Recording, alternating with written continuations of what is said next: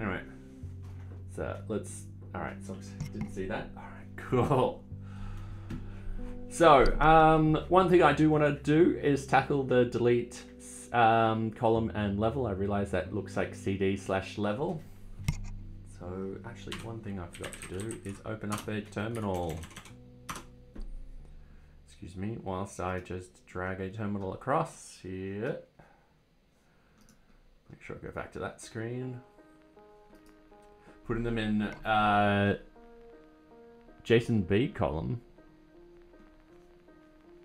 Do you mean JSON column or JSON-B?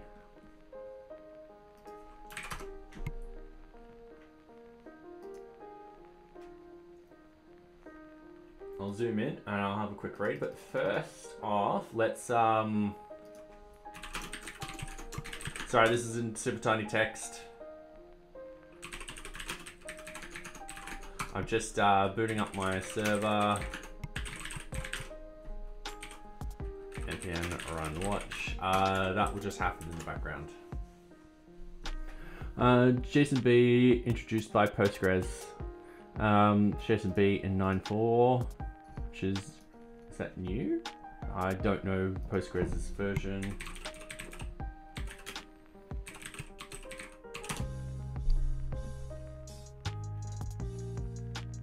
Oh, ad break ends. Ah, yep, cool. Ad break just started. Versions. Oh, yep, that's fine, Pip. Anyway, have a great day. Thank you very much for popping by.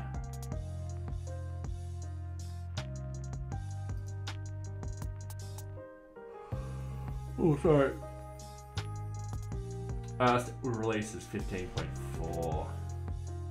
Alright. So this should have been around for a while. First, HStore is a constituent which allows you to store where keys can. Both JSON-B allows you to store valid JSON values defined in its spec for these values. Representation is null true. It's a little subset compared to. Alright. Yeah, and then I can store this in a field against the user, which would work really, really well. So I could have a field for dashboard and a field for Kanban board and stuff like that. And then when someone makes a change to their preference, it just updates it. I like that idea. All right, cool. Cheers, thank you very much. I've got a little bit more to think about now. All right.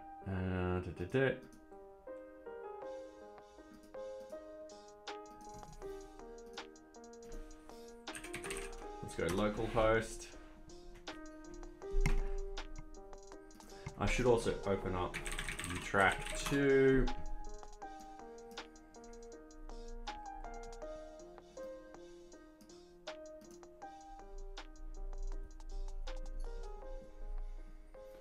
So at the moment we've got implementation of Cache Busted, which is just documentation. I will zoom in for a minute on this one. Just give me 2 seconds. So we have a sort of UI UX sort of issue here. So if I scroll down to admin only, if I edit this Kanban board, let's say I want to get rid of sprint 2. So get rid of that. Now, initially, what's happened here is it just assumes that you're going to have a destination for the cards, that you want to keep them. However, I've gotten feedback stating that's not necessarily the case. We need to add in a little quick question above, and then we need to, if they click yes, I do want to delete the cards, or no, I don't want to delete the cards, or whatever sort of thing where we keep the cards, we then ask this question of where they want the cards to be. This will hopefully be quick and easy tonight, fingers crossed. So this is part of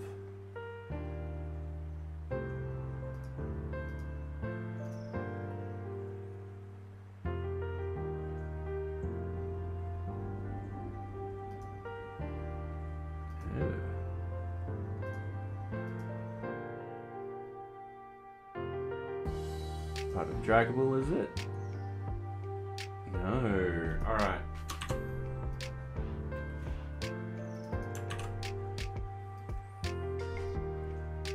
just playing around with this. Oh, I'm on main. I want to be on development.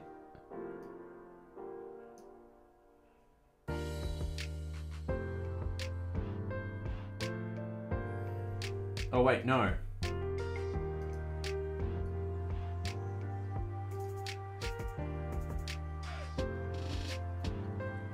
Okay. New branch. Sorry, I'm still getting used to this. They've really changed PyCharm since the last time I used it. Implement 0.30. Now we're up to 8, aren't we? Yeah. So I'll just create that branch right now. Alright. Let's go in. Let's go NearBeach. Let's go... Oh, not NearBeach. Sorry. Let's go source. Let's go JavaScript. Let's go components. Let's go to Kanban board and confirm Kanban board closure, Kanban board. We just need to find this delete level.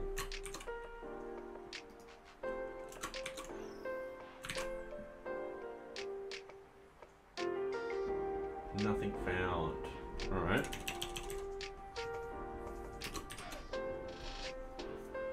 Here we go. So Kanban property order. All right. So I'm just going to confirm that over here.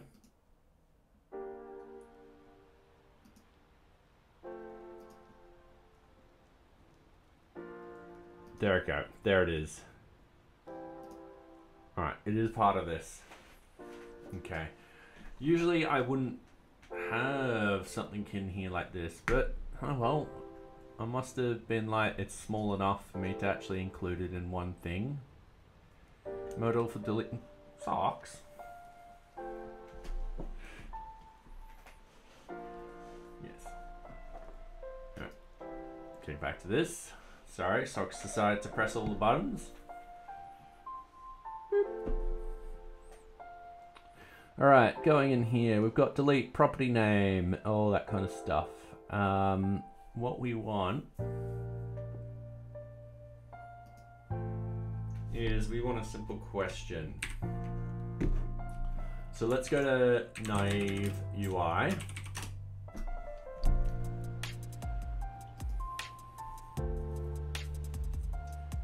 Let's look at components. Let's look at radio.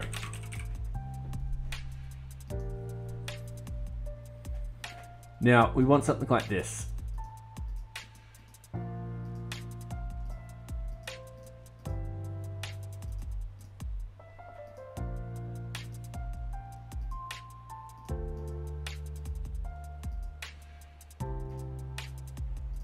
Where we've just got something like that. So if we click on this,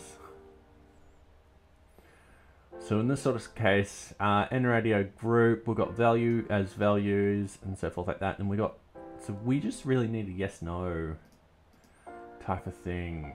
Actually, no, having these spelt out like this would be a lot easier on socks. No, off the keyboard. Yeah, you made me take a screenshot. Put her on the camera. She behaves a little bit better when the camera's facing her. Alright, so I think, yeah, we could use something very similar to this. I'm just going to grab this. We won't need to. Oh, sorry. Alright. Validation, imports, so what we want in select, we want in radio, don't we? In radio group. And in space. In radio group, in space, and in radio. So in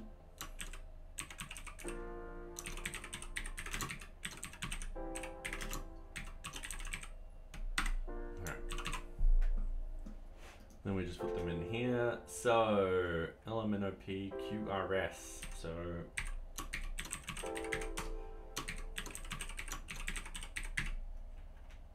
an N space.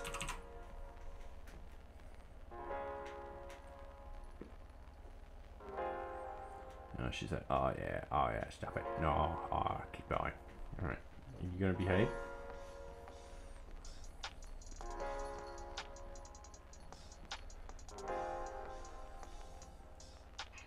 Yes. Oh, why is my name dead?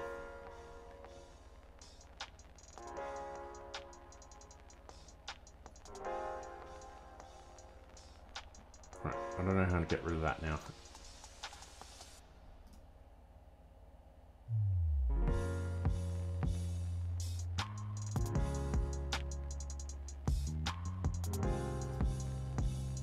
Ugh, what am I doing?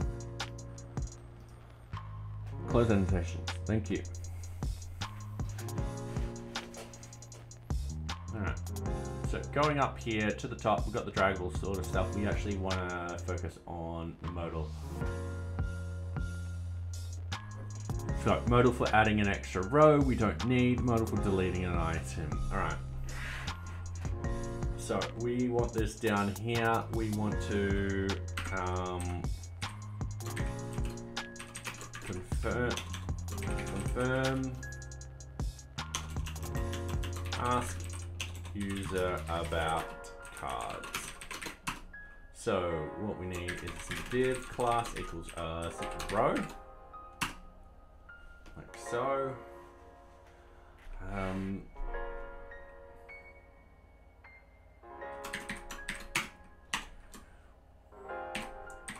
Would you like to remove the cards within the, and this is property name. Okay. That was meant to be a question mark.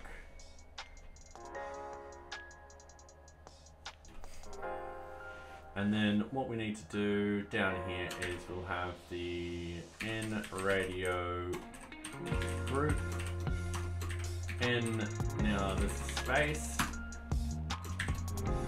This is where they've got a sort of thing. Now we've got something like this added in.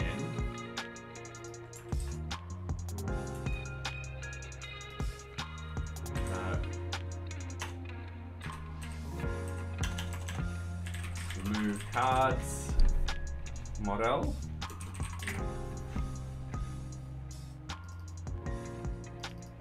Would you like to remove the cards within, and then down here, I'm just going to copy this, going to paste it in, I'm going to cause a lot of problems.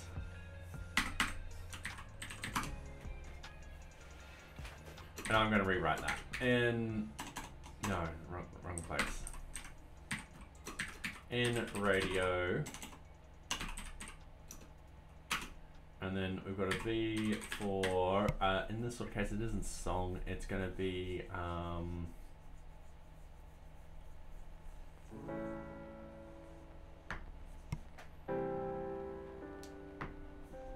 actually, we can just do this manually. We won't need, it's not worth having it in a array. In radio, we've got the value, so I'll do a v bind value equals, not checked value, thank you. Stop changing my stuff. Yes.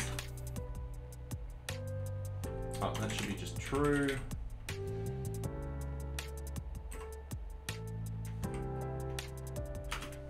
And we've got a label, so v bind, just going to do this on a v bind label equals, and this is a string, yes, please remove cards.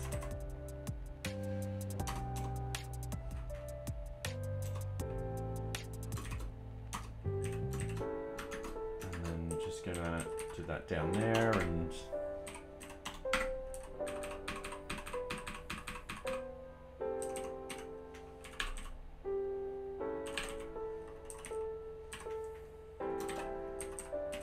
it's going to be false. This will be a simple no. Please move cards.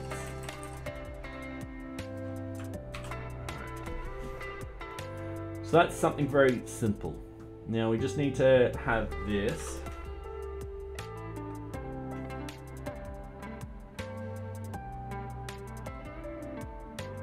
Now this isn't a prop, this is data.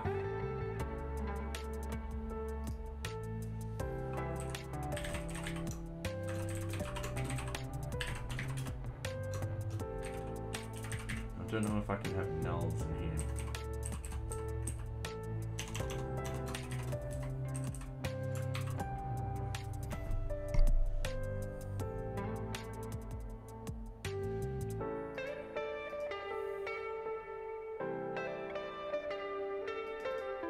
Unreachable code, eh?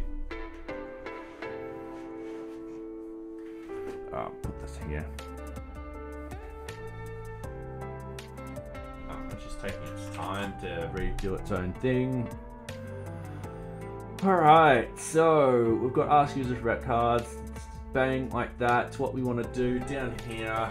We won't need to show this unless we need to. So simple, what I'm going to do is I'm going to bang that, not like that, bang that onto a new line, bang that onto a new line, go. V if the not remove cards, not L. Okay, cool. So what will happen is if someone says, no, I want to move these, then it will be like, all right, cool, we're going to actually give you that option, and all that code's already in there. So let's render this, let's actually see what this looks like now. I've also just heard my washing machine go off, so I'm gonna have to run in a minute. So the problem is, no will be like that, and then yes will be like that. Warning, the process can't be reversed, deleting property name.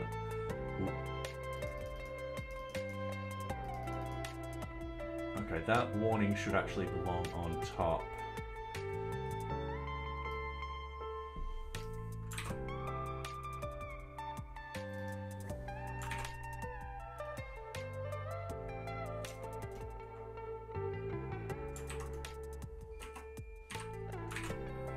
Okay, I'm gonna have to deal with my washing machine. I'll be right back.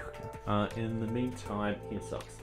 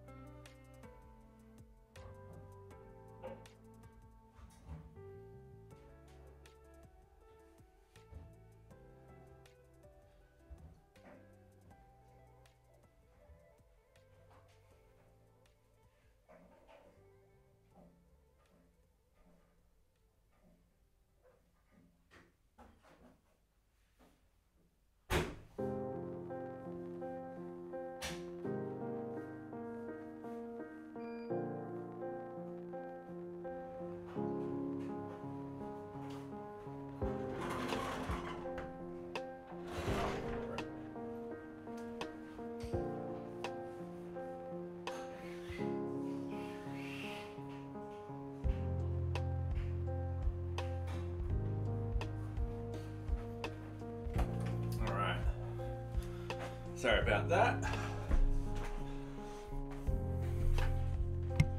Oh yes, yes, please. I believe we hit all of them. Alright, getting back into this. I just realized this is a bit small for stream. Oh, can't speak tonight.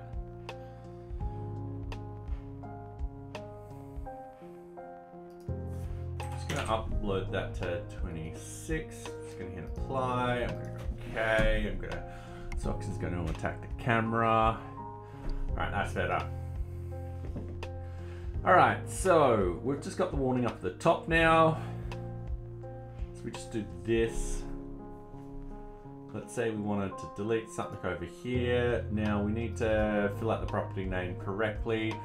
We need to also make sure that this is hidden. Now I'm gonna have that by default.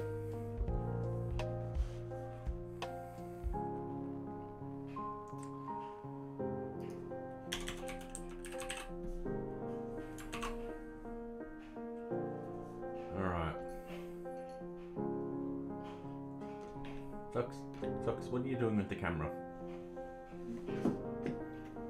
Alright, calm down. Calm down.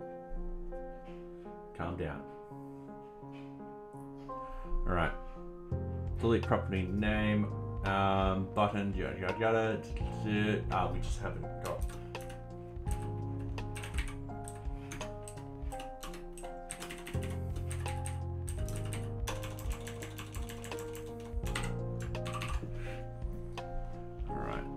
Back over there.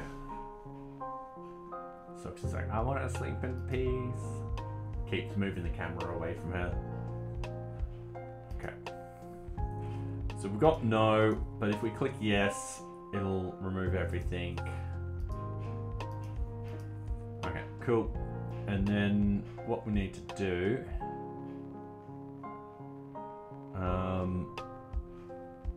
is we need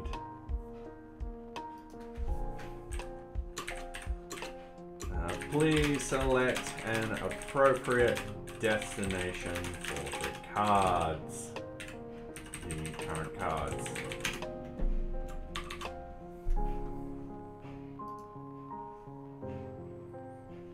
So that will come in. Someone's like, oh yeah, no, I want to delete this. We need a bit more space.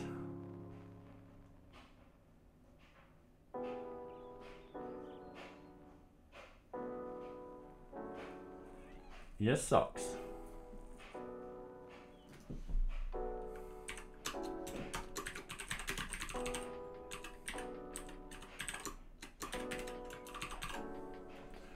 All right. Oop, wrong way. Wait a few seconds. Gonna hit reload. That's better. And then someone says no, it's fine, and then they pick a destination for the cards. All right, that will work fine. We haven't actually touched any of that logic, which is great news. So the warning will pop up, all that kind of stuff. If we scroll down, so what we want is when we hit delete item for that.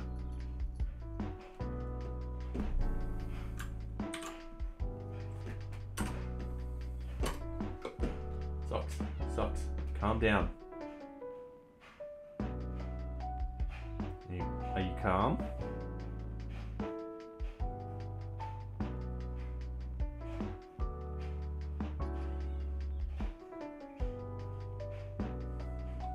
Oh, hey Aiden, how are you? All right, I'll give Socks treats. Just wait, I will raise this. All right, in your bed, sweetie.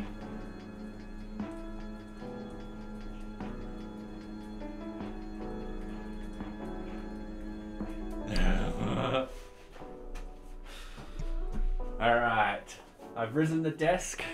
Time to get the treats. Time to encourage Socks in your bed. Come on, bed.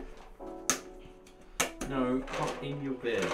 In your bed. Don't half out. In your bed. Doing good, playing in Figma since I'm learning UI and UX. Oh, nice. So today we are fixing up, we're getting some user feedback, so user experience today. So you swallow those treats like there was no tomorrow. No, back in your bed. In your bed, come on. No more treats. Socks is a little lonely at the moment. Max isn't here at the moment, so she doesn't have anyone to play with, so she's very clingy at the moment. Reminds me I need to set up NearBeach on the new server. Ah, yes! Yes! So, I did another release the other day, so we're up to 30.7, and hopefully when I get this done today, we'll be up to 30.8, and then I've just got to do some documentation around cache busting, which won't affect you if you're using Docker to install, because Docker will use my CDN, which will automatically have the cache busting in it. To talk about that, let's go into here. Let's go network. Let's just go NearBeach.min.js. So we actually click on this. It actually contains the version number in there. And yeah, I will always do a patch. Yes, yeah, it should be easy. I'm also working on the NearBeach.read, the docs stuff. So if you do want to use a different database instead of MariaDB or MySQL, I am working on this at the moment, where it will give examples of what you got to fill out and so forth like that. I need to set it up outside of Docker to test my changes for Minio stuff. I still do have, excuse me, sorry, terribly sorry. I still do have my old installation process, if you wanted to read through any of that. I mean, it's old enough that it's got installation of Ubuntu 20.04. And I remember when I upgraded that from 18.04.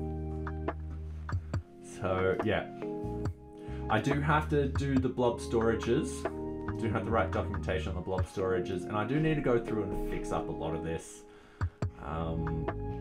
So yeah.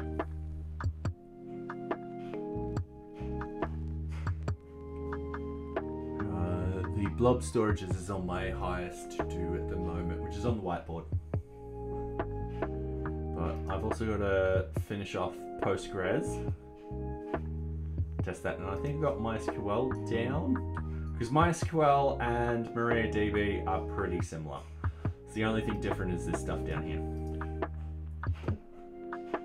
Fox, are you attacking the camera for a reason? She's like, yes. Yes, I am. I don't know if you can hear that, but she's headbutting the camera like there's no tomorrow. I need a decoy camera.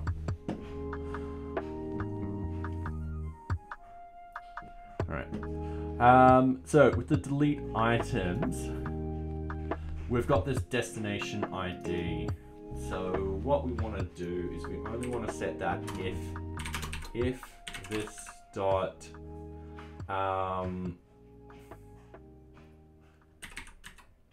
remove card model is false.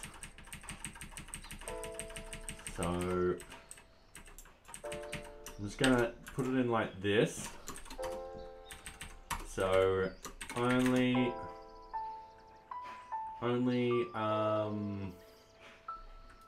have the destination if remove cards model is false.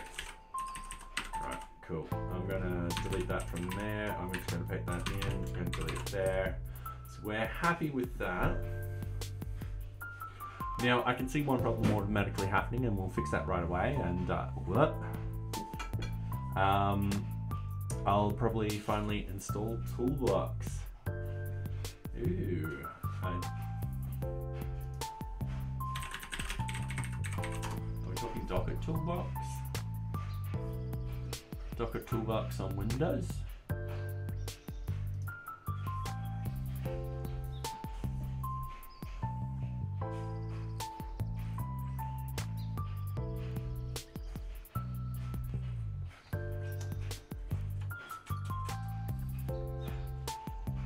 Up containers toolbox. All right, bring that over here.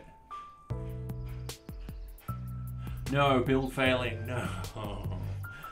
Toolbox is for Linux, which allows the use of interactive command line and environment for development and troubleshooting a host operating system without having to install software on that host. Oh, nice.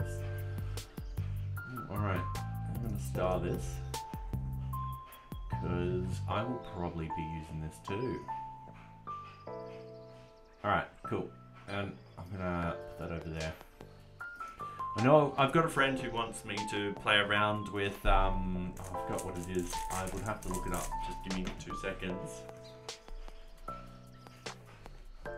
I use it in Silverblue, which is pretty handy. Ah, nice. Alright.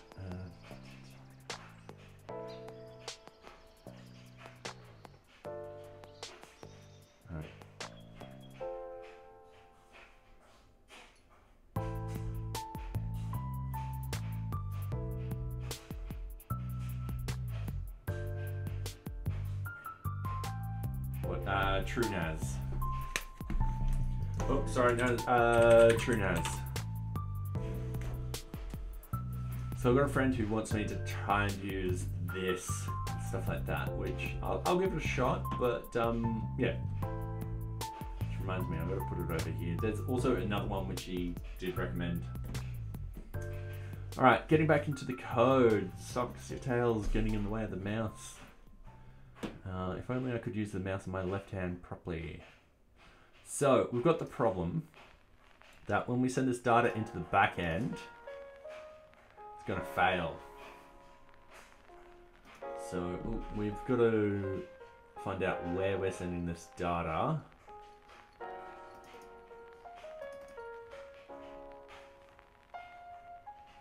Kanban, card or level.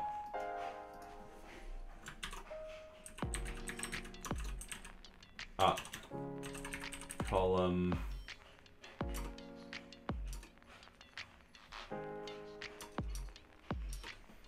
Alright, we'll figure it out. We'll just go to URLs. It's going to be a lot quicker and easier to do this. So we want Kanban column.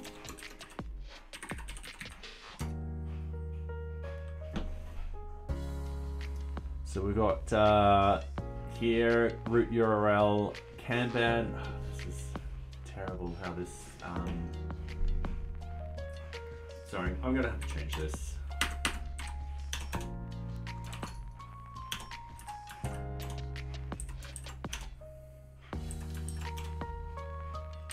I'm sorry, but that was terrible how that split that up. Alright, so this root URL Kanban, now the property name to lowercase, so that will be, if we go over here, we can actually see column, or if we go over here, level, so Kanban column, then we got the ID, which is this, and then / delete /. So that's edit, this is delete. So what we want to do is we want to go to this one. So we need to go to implementations. So delete column. So we've got in here refactor, no, not refactor, go to, and then implementations of that form. So delete item ID, and destination ID is going to be false.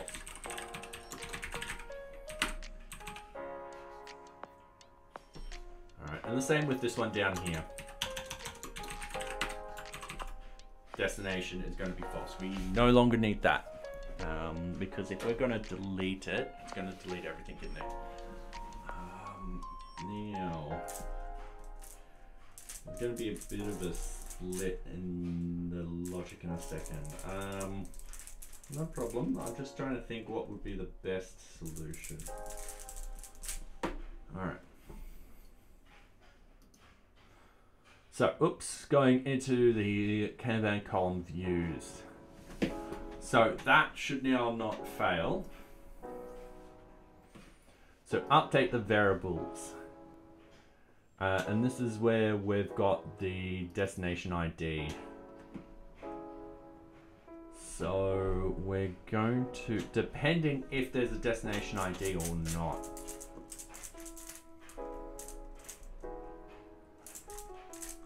And this is where my knowledge of the Django form suddenly stops. I don't know if we try and get out the clean variables, it would pull out a null. So Django cleaned variables empty.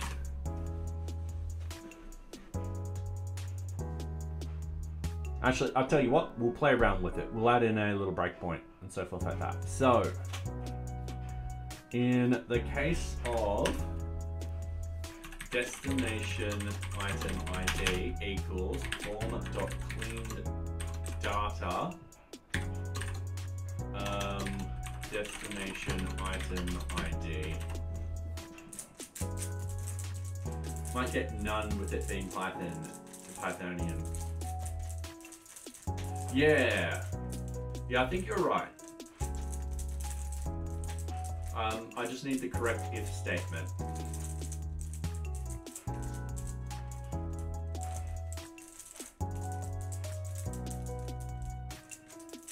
Typo, yeah.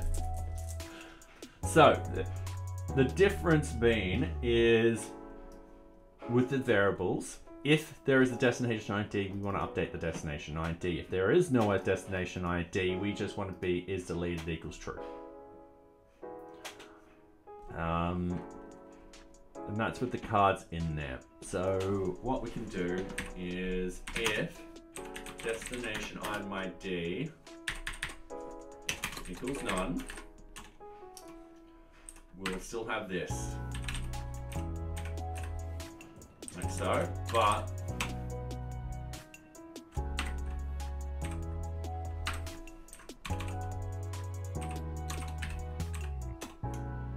update is deleted equals true. And that will just flag everything else. Alright, so up here, there is no destination for the cards. Flag deleted. Else. There is a destination. Update to that destination. And then all we need to do is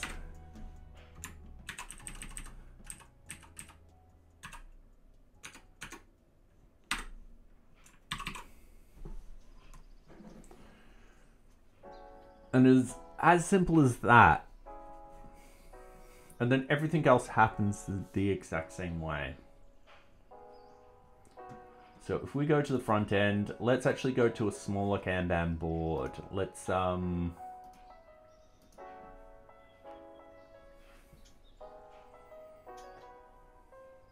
small board. All right. Let's add in card 1, card 2.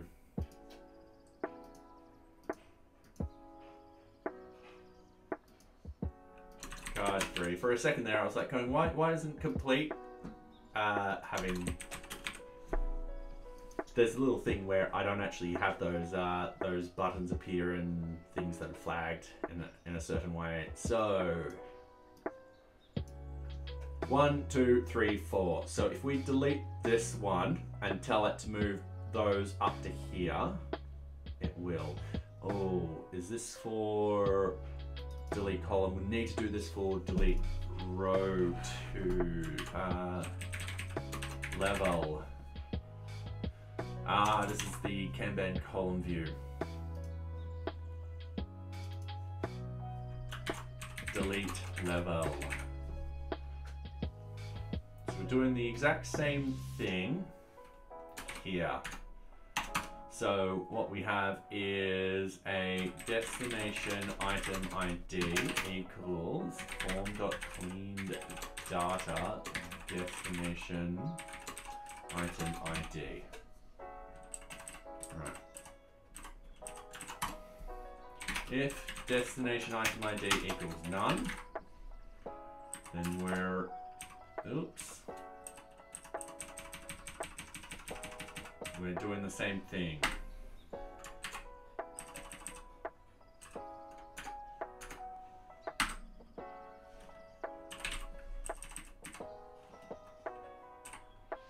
Else.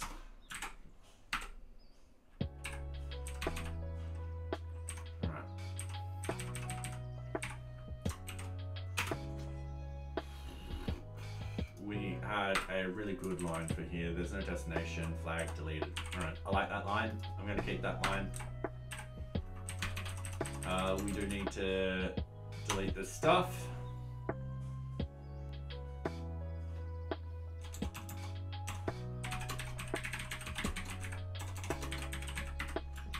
Is deleted is true.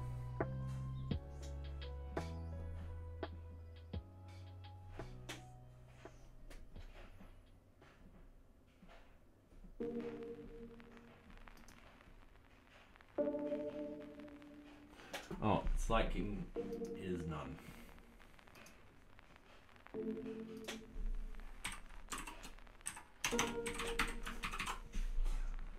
Okay.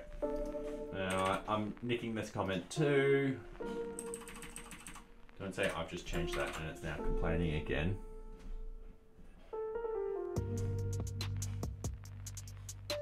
Duplicate code frame. I know it's somewhat duplicated, but it's not the same. Thank you very much. I'm not making a fucking function just for these lines.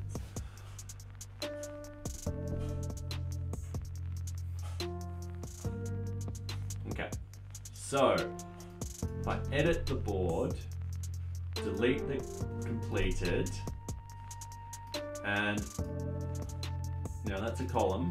Sorry, if I delete the level, and I move everything up to sprint 1, I've got a 500 error.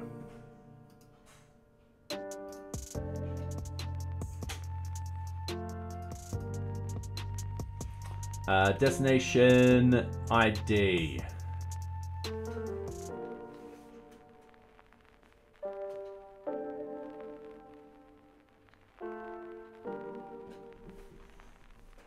I mean, no. One's actually using cards, oh no, wait, they're both using cards.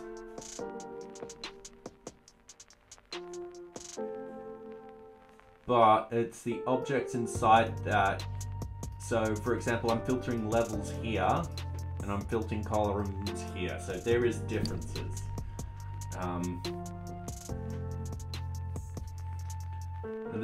In this sort of case, I think it'll get more complicated for me trying to have a function that covers both of those.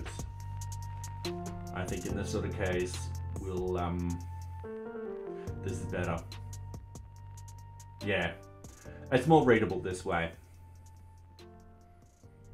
Rather than try and force down being like, oh no, you need this column and that's, it's just, yeah. This is just too simple. I think this is just overly complaining for no reason. The old expand trick, but yeah. All right, we got a 500 issue. So what I'm going to do is, this is level. So we want to go to the level one. This is column, this is level. I'm just going to put something right here. And what I'm going to do is I'm going to resend. And it didn't even get there.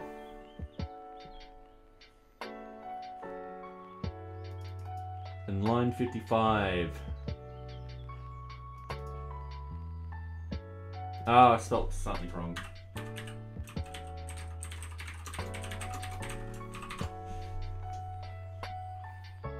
And now why is this complaining?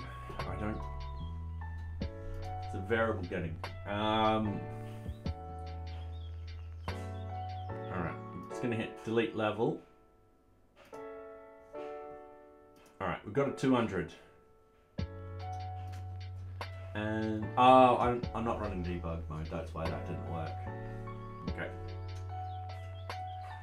So if we go back to Kanban board, we should see a 1, 3, 2, 4, which we do.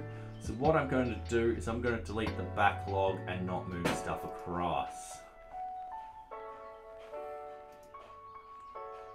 You go, yes, please remove cards. I'm going to go back here and yeah, all right, sweet. So what I want to do is I want to add in another column, backlog. I'm going to put that at the front and sprint 2.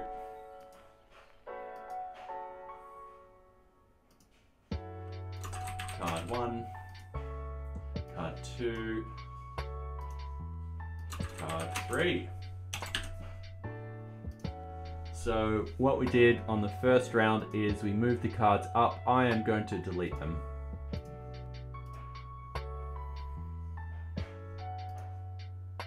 So they're deleted. And then what I want to do is I want to move the backlog over. 1, 2. All right. I'm happy. Yep. This was a very quick and easy one to do. So this is ready for retesting, which I'm glad for. So we've got 4 ready for retesting, so we can do a release tonight. I just want to implement the cache buster. I just want to, this we will do when we're doing the release. So let's open up, sorry, I've just got to go to the secret screen. This document will be moved over into read the docs.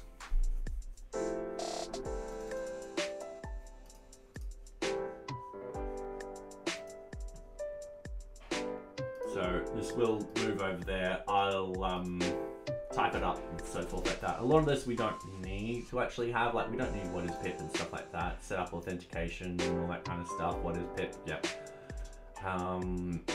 This process has changed drastically. We won't have this there. But we'll have this process in. So let's start doing this right now. I'm gonna do that. I'm gonna npm run prod. Oops. Git merge main. Actually, we don't need git merge main because this is built directly off main half an hour ago. All right. Just gonna move this over here. Screw it. I'm actually gonna do this in a bigger window, so everyone can see what I'm doing. So what I'm doing, removing the build, removing the dist directory, update the version number, NearBeach init. So we'll go over here, we'll collapse all of this, we'll span it open again, we'll go to the NearBeach init. And then what we want to do is change that to an 8. We're happy with that.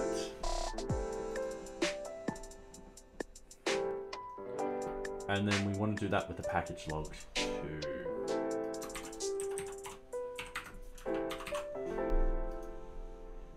Alright, so we've just done that. Compile into production mode, npm run prod.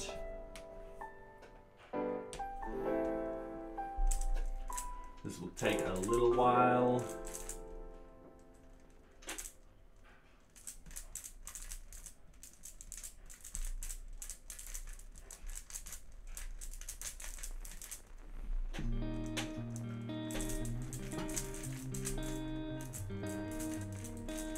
All right, it's done. Sweet. I'm gonna actually be also adding new images in the future. I went to Sydney about a month ago. I've just got to go through the images and actually pull out the ones I really, really like and key them into NearBeach. So the background images will be up to about, I think,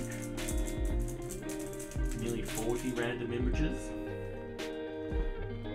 which will be nice. And I think I'm going to get rid of the JPEG 2 ones. just have the WebP. Okay, do a shakeout test, make sure everything's running perfectly fine. So we're still, so localhost 8000. Whilst we're doing that, so we've just done that. We're happy with that being called fixed. The object link does not pull description into Kanban card. So if we straight off the bat notice that this is not running, it is load chunk fail. So npm run from. This is why we npm run from. This is why we do the shakeout test. And I will be automating it very, very soon. Just because it'll save me a lot of time in going forward. Because I can just get the script to run and be like, all right, check this, done, perfect, move on. All right.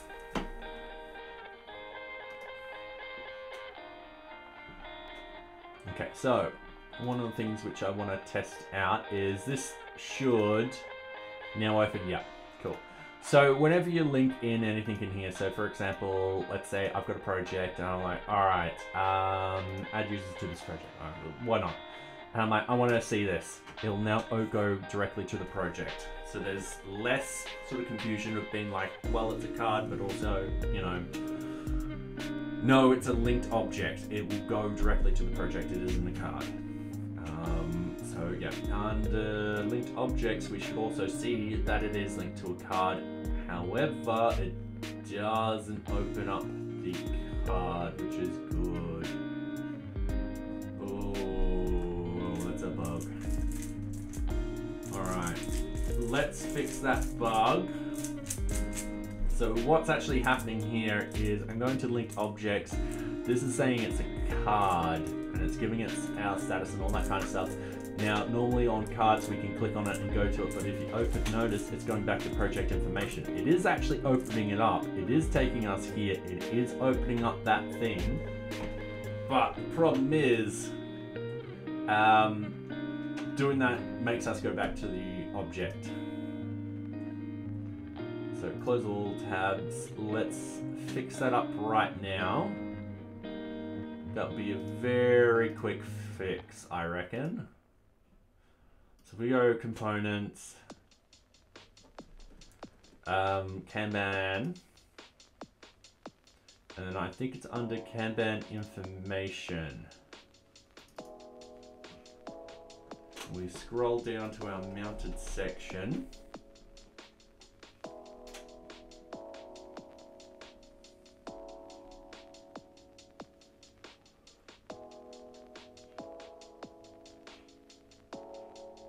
Maybe not.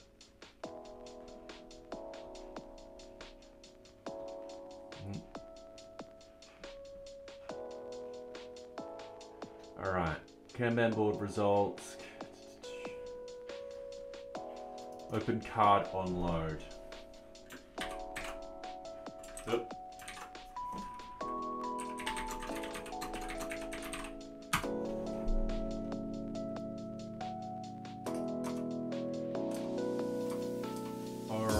So it's updating open card on load.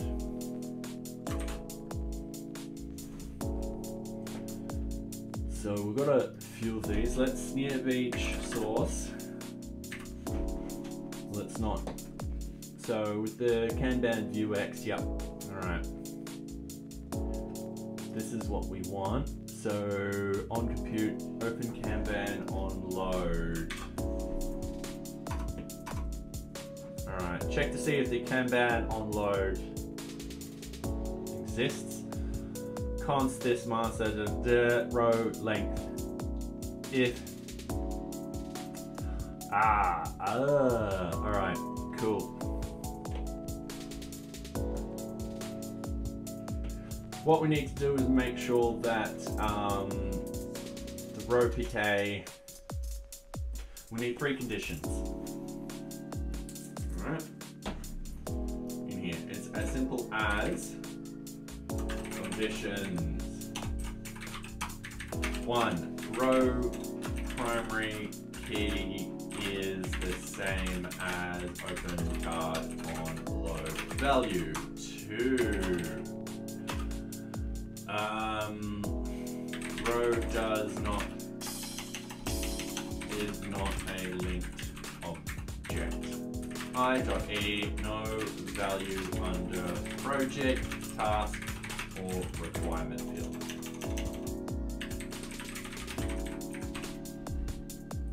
So it needs 3 full truths. So what we're going to do is we're going to go condition 1 equals, and we're just going to copy this. In fact, we're not. We're going to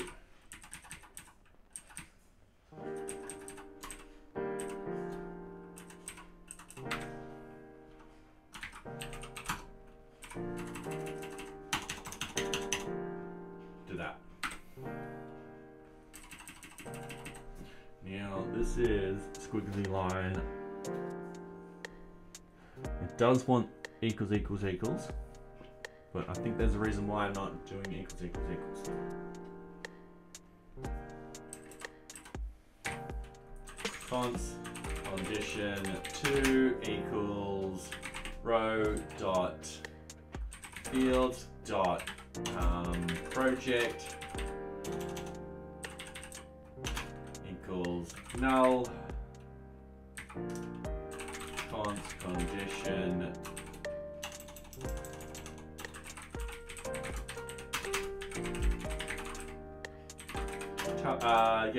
requirement equals null.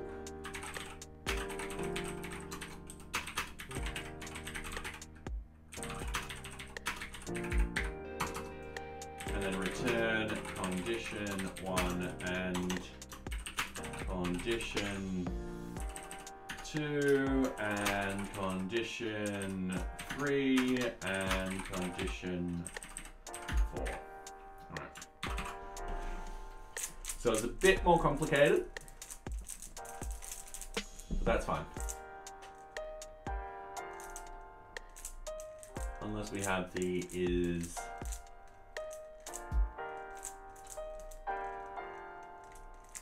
is linked object. Oh, we're simplifying this.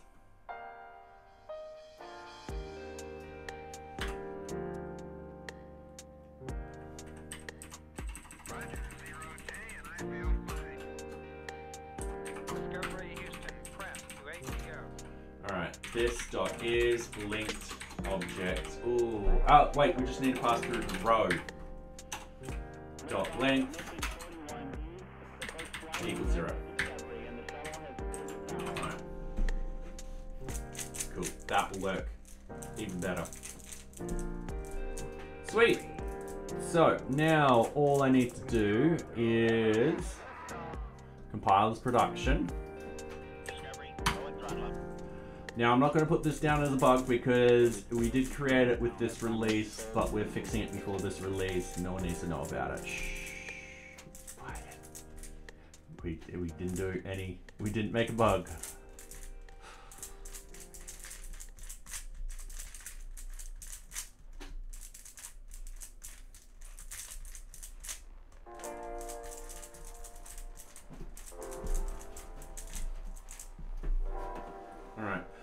So what I'm going to do is I am going to close all of these extra ones. Oops. Couldn't hit refresh. Double click on this one. We're like, all right, sweet. Linked objects.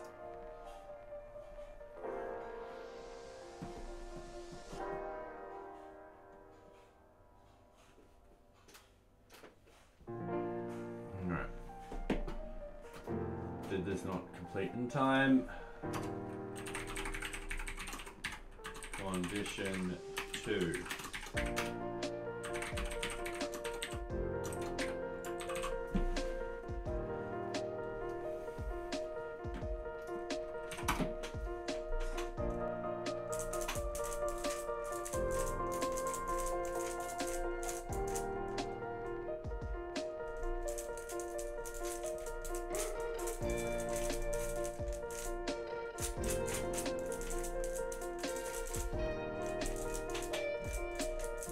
right, that's compiled. Let's hit refresh here. Let's close all of these. Linked object, it goes to card information, which goes back to project information. And why is that?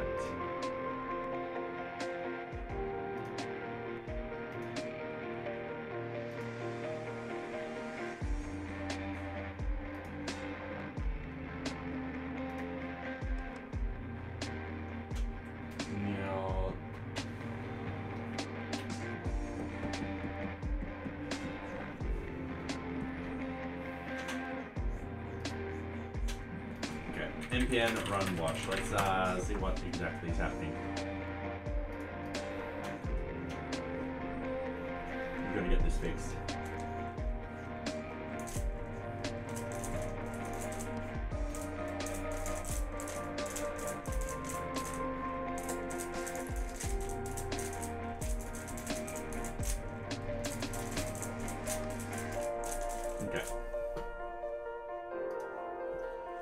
So, campaign 1, card 24. Still opens this up.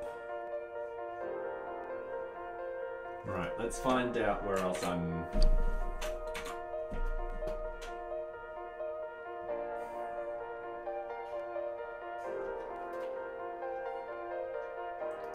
We also got it on column draggable.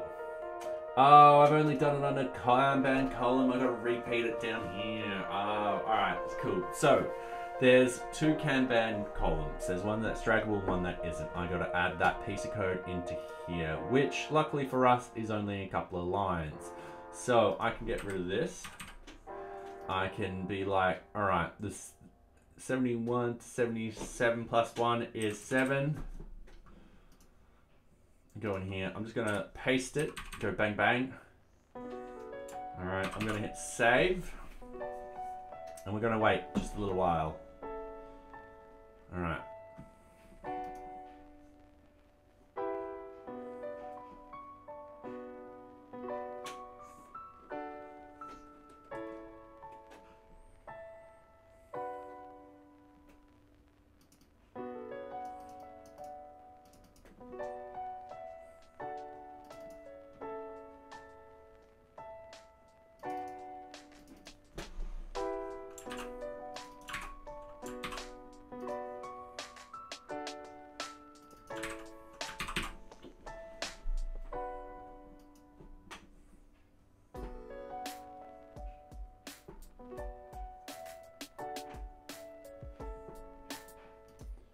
Alright, so what we've done is, or what's happened is I've just used the wrong component. Well, it's correct for the read-only, but not for this. So what I've done is we've gone through. I've also noticed that this has been a spelling mistake. I don't know why this is now complaining about something else. Unresolved variable. That should be this. Yeah, I thought so.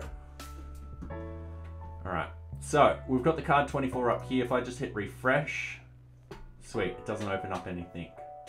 So if I go in here and I click on this, it doesn't open up anything. Sweet. That is what we want. Alright. These cards will work perfectly fine. So if I have card 12 up here though, it should open up to card 12, which is great. So yeah, it won't open up these cards because it'll automatically take that card to that link. Yeah, and the idea is you won't link these cards to the person, they'll be linked directly to the object. So that is fine. So now I need to compile this as prod.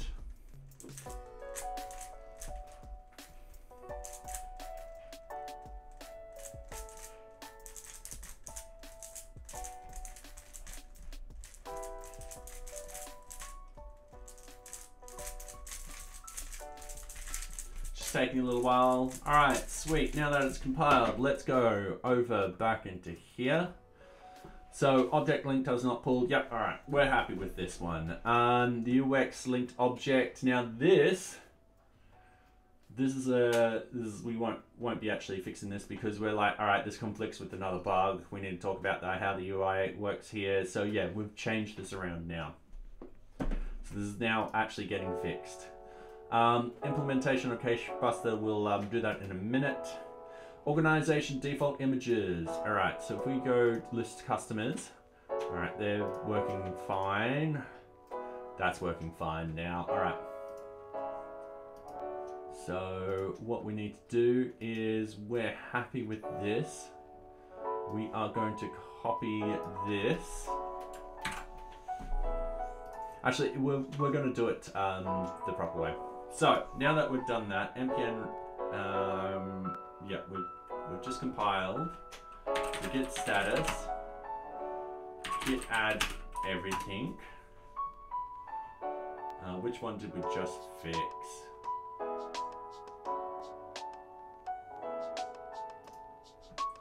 We just fixed this one. Git commit. Oh, sorry. Git commit bug fix. Git push. Git push. Set upstream. Origin development 0.30.8.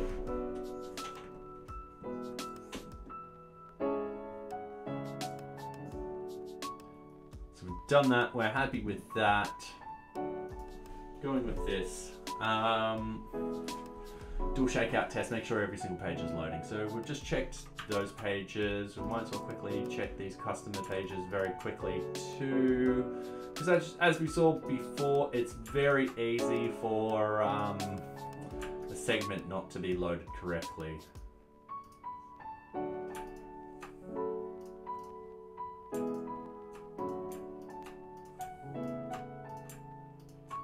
So I'm just making sure every single page will load up. We will be doing checks.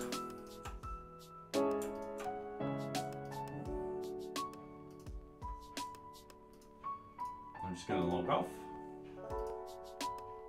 All right, we're happy, we're happy, we're happy, we're happy, we're happy, we're happy, we're happy, we're happy, we're happy, we're happy, we're happy, we're happy, we're happy, we're happy, we're happy, and then I just go through and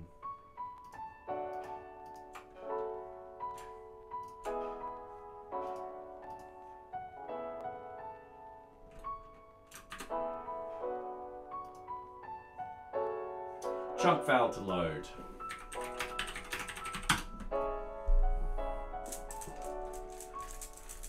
It's getting annoying how this happens.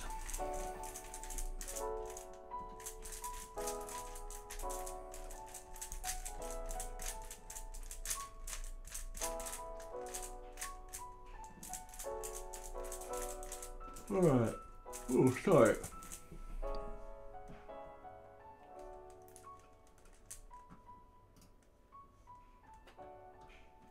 And then what I want to do, git status.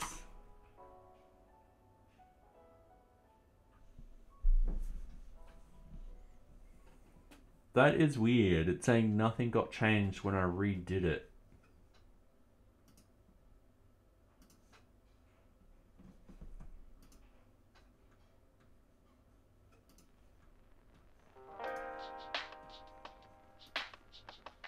All right, I'm happy with that shakeout.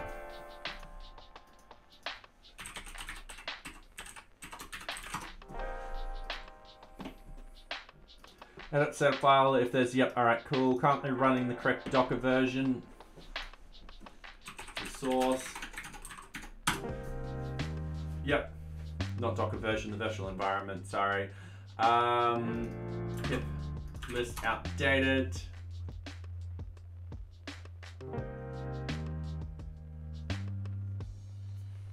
Pip install Azure Core Bodo. Pip install upgrade Azure Core Bodo 3 Bodo Core and wheel.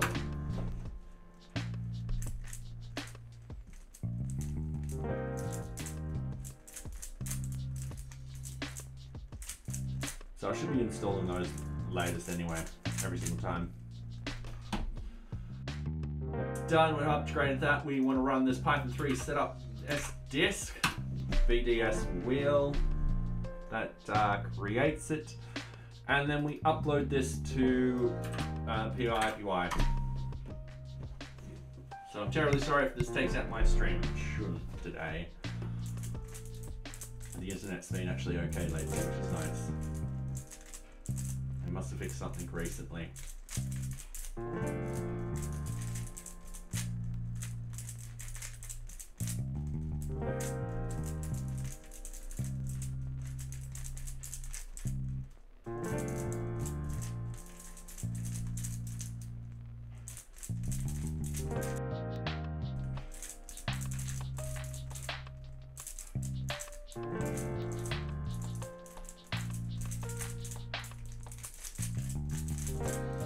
Just doing a lovely upload, also solving the Rubik's Cube at the same time, so I might as well put that here.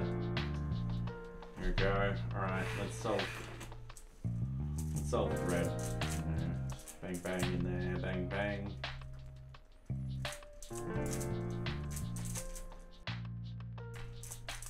Alright. It's uploaded one of the files. It's uploading the second file as we speak right now. Shouldn't take too much longer. Okay. Oops, I'm losing steam at the moment. Look at that. I'm just mucking up. I need to find the better algorithm for that at the top. Oops. And then, yeah, I think I can find better algorithms at the top. Solve that. All right, it's done. Next step, move the camera closer to socks. Put that down. No. All right, so push code back upstream.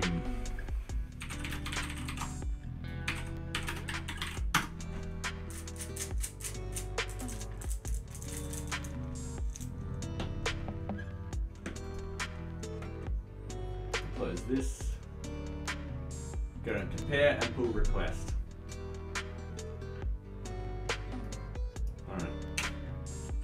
Now we've only done bug fixes, so I'm just gonna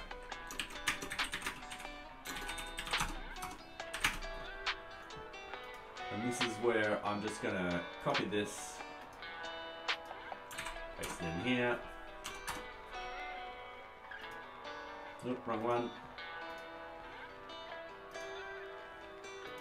Copy this, paste in here.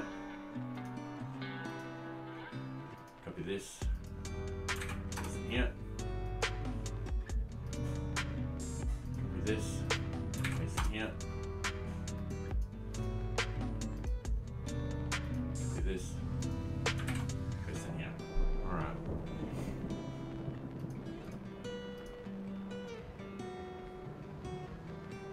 I'm gonna be naughty.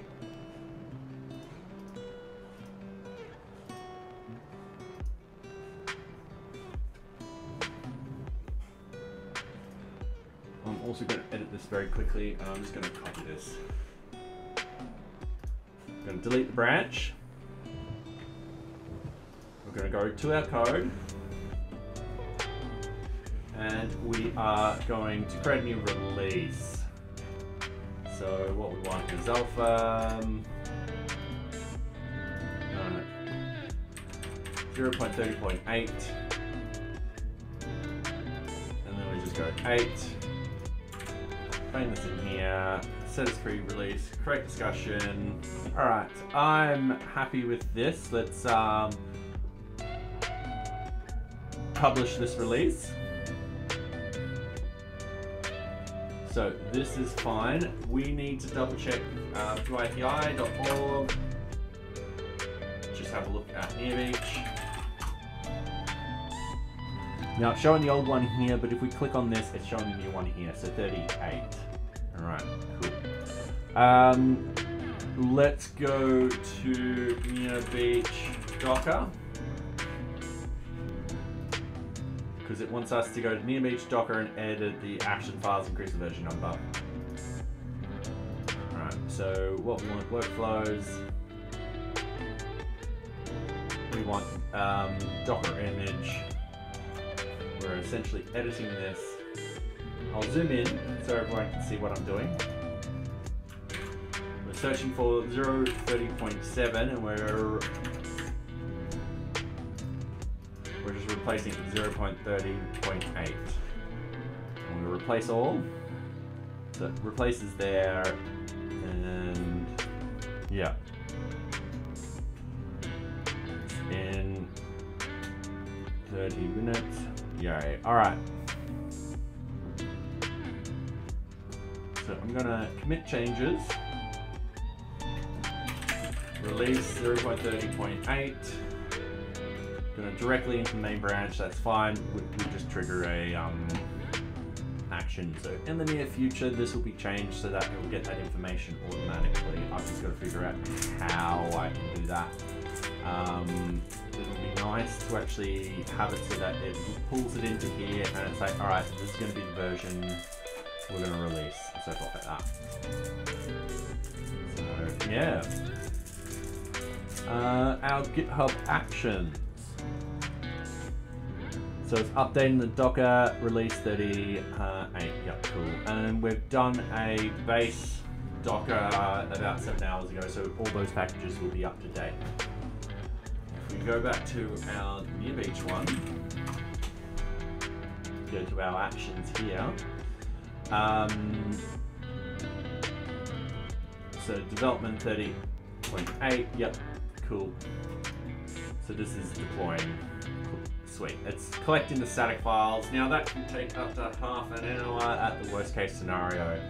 An action which triggers on the release on the NearBeach repo is probably the way to go for that. Yeah, just have it so that way, we'll actually do the collect status. We can hijack this one to do that. Yeah, which triggers the build, yep. So yeah, it'll be it's something I'll have to figure out over the next couple of weeks, because that way I can get that procedure down to being like, all right, once everything uploads into PyPI, that's when I can start automating things. Until that process happens, yeah. And the next sort of manual process, which I still do want to keep it as a manual sort of process, is doing the release in GitHub. I want that to be done after PyPI,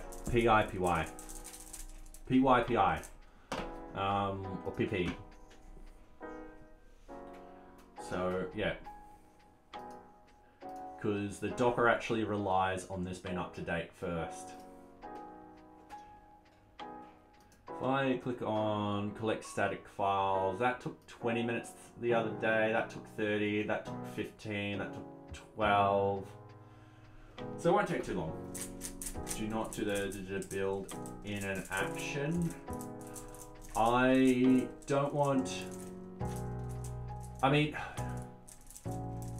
yes I could, but I don't want the Docker build to activate before it has been finished and stuff like that. So it's kind of like a little manual stop, if that makes any sense. Because if the Docker build runs before that PyPI stuff is finished, it will build in the last version of NearBeach. And I don't want to go through that process of having to version everything up. There's also cases where I do want to sort of version NearBeach up independently of my code. So for example, let's say a library I'm using suddenly has a really nasty exploit and they've released a fix. I want to be able to jump into the Docker base file, run that, and then version up NearBeach, and then just run that.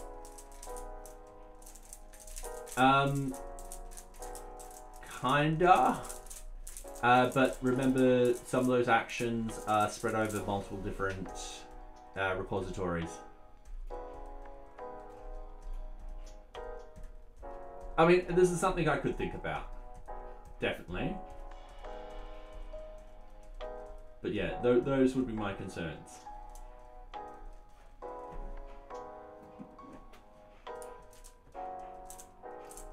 All right, that will all be released. So if we have a look at this, we just need to document the cache buster. That won't take too long to do.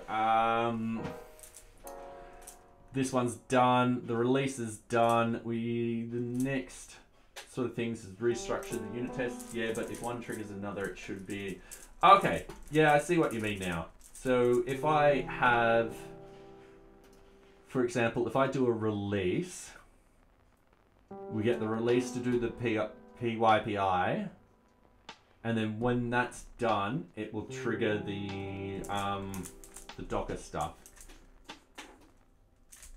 I mean, that I would have to figure out how I could get the Docker stuff to trigger, but yeah, that should work if we do it like that.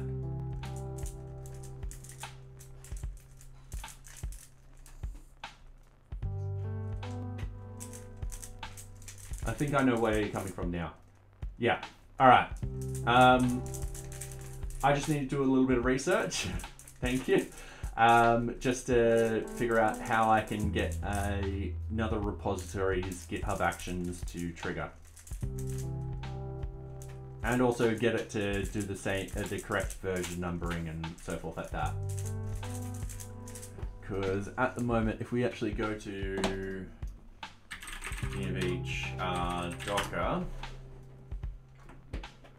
let's go to GitHub Workflows. Let's go to Docker image. So down here, we've got the development 030.8. I'll zoom in. I'm already at 150. If I can turn that into a variable where that variable is obtained somewhere else, that would be awesome. Ooh, cheers. Thank you very much.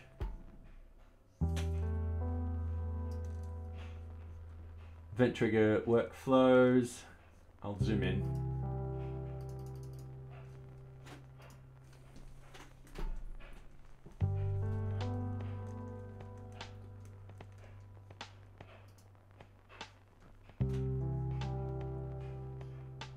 Not all webhooks event triggers. All right.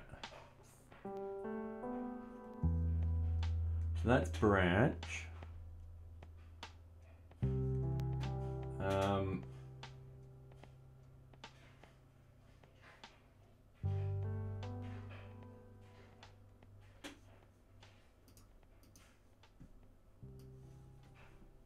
Move that over. Repository dispatch. All right. Custom. Last commit on default branch, default branch. Repository dispatch.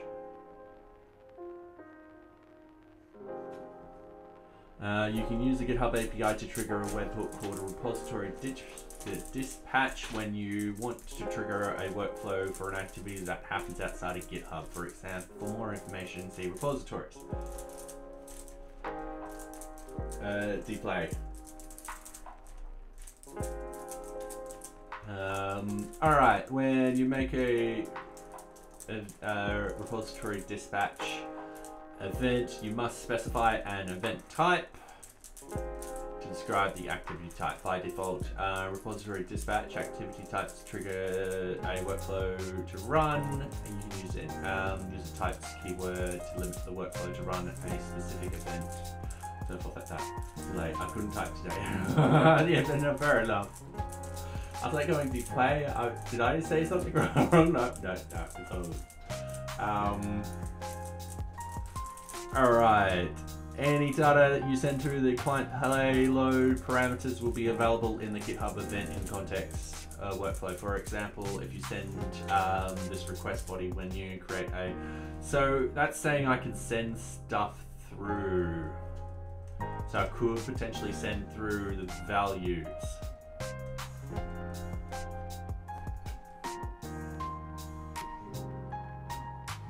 Alright, on repository types.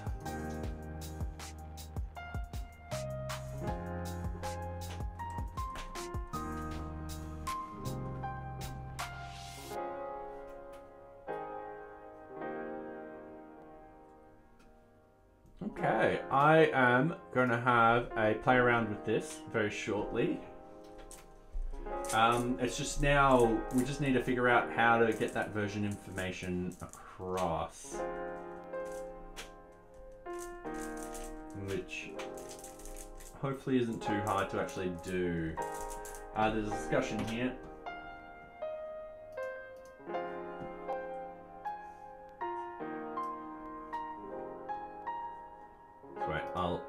When I move it from one little thing to another, it misses. The post command seems to be out of date. See, great.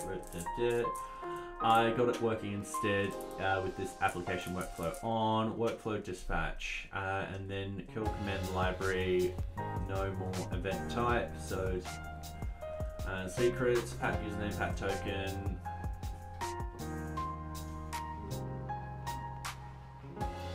GitHub. Actions workflow, build YAML, left, data, ref, and then that. Also found the only permission required was the public repo access public repositories. A little trial and error, so hopefully this will save someone else's time. Oh, okay. So I could use a kill command. We are already using a kill command. So Discord should have gone off with it being like, oh yeah, 10 minutes for the next release. Which reminds me.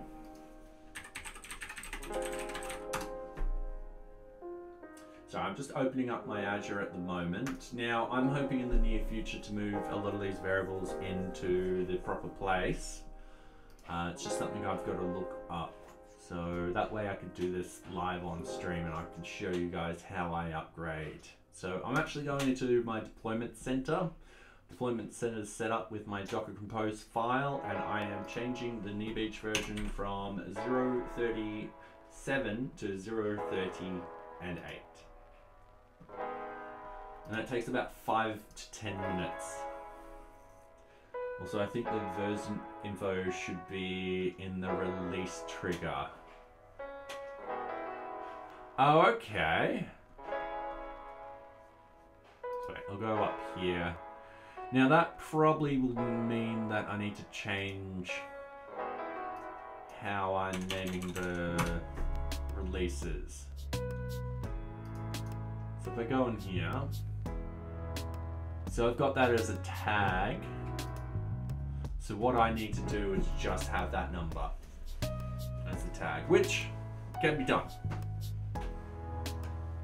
That's not going to be a problem. And thank you very much, 6LR61, for the follow. I do hope you're enjoying my content. So yeah, I could easily make that change, and then moving forward, just type in the value in there correctly.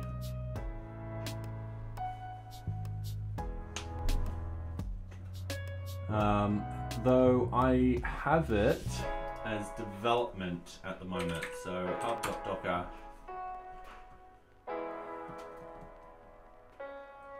We go to NearBeach. You can have a task to swipe alpha for development. Swap health, yep. But consistency would be better, yes. So at the moment, yeah, I just have development.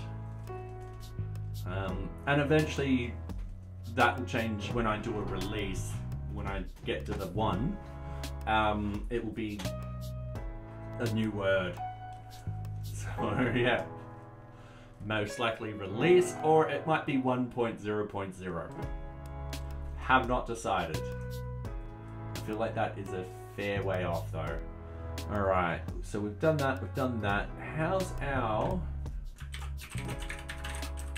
Sorry, I should have checked my other action at the moment. I've just realized that I'm uploading only, I've changed my NearBeach prod to 8 and I haven't really waited for this to finish deploying yet. Which is a bit of a risky thing to do, but that's fine. All right, so we've done that. The restructure unit tests we can do in a minute, but first I want to do the cache busting doc. So that won't take us too long. So git checkout main pull. I'm going to pull in the latest version. We're going to get checkout documentation. Git merge main. I'm just going to git push that straight up. Alright, cool. So we should now be on this. I'm just realizing the chat's all the way over here. What happened then? Alright, so we're going to close all tabs and minimize all this. We're going to open this up. We're going to go to docs. We've got MISC here. Now I've got fixtures. I'm going to add a new folder. Cache busting.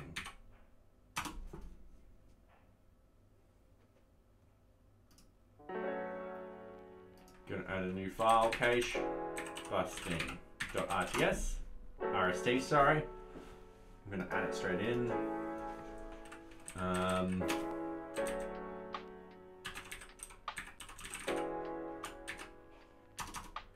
I keep forgetting if it's 2 or 1. I think it's 2. Or 1.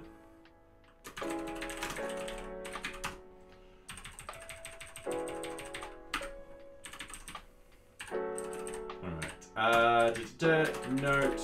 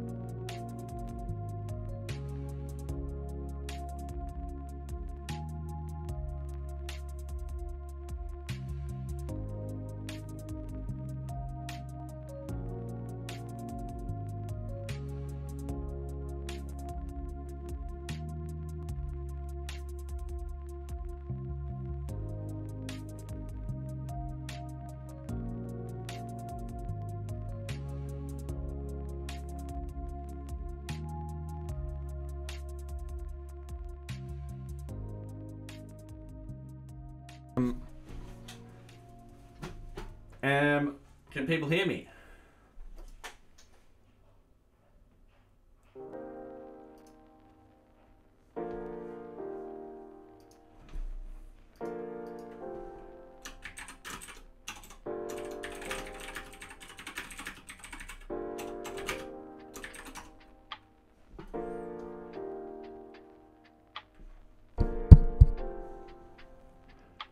All right, can you hear me now?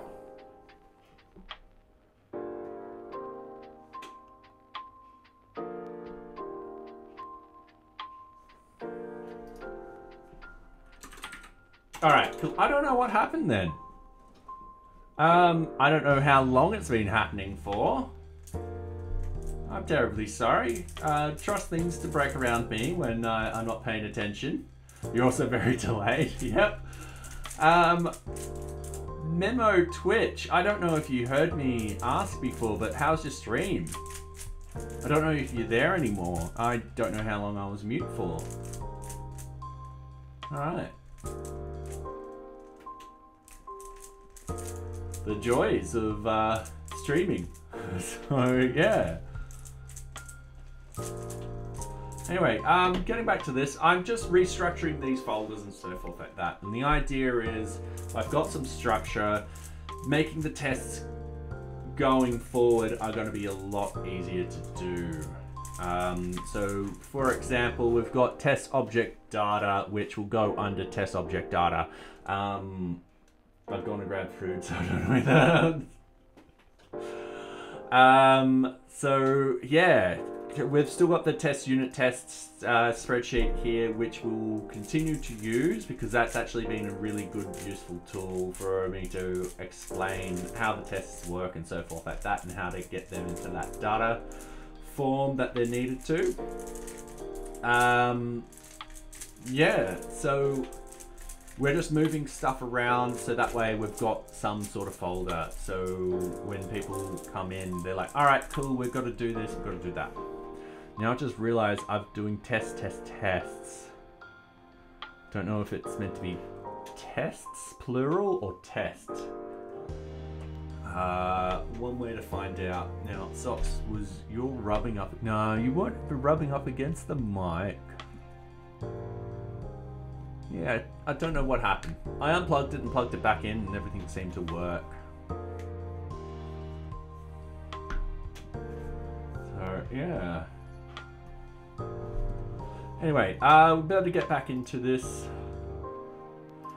You know, was that meant to be tests?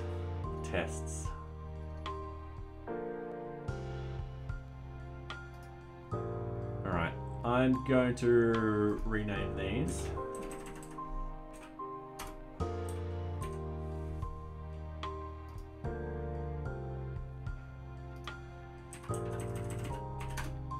Like so. What framework for the tests? I'm using the one built into Django. Now, I thought it was PyTest. Another friend thought it was the other testing framework. Django uses which testing framework? So I don't know.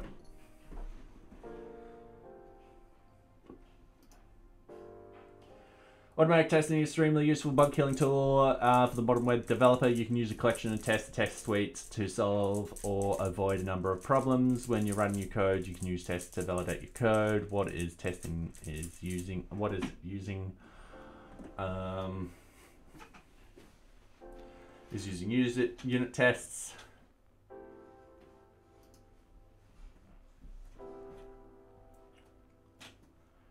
You can use any other Python test framework. Django provides an API and tools for the kind of integration they're described in using testing or advanced testing. All right. I honestly don't know. I don't know what which testing framework Django is built upon. I just realized Socks is... All right. Sweet.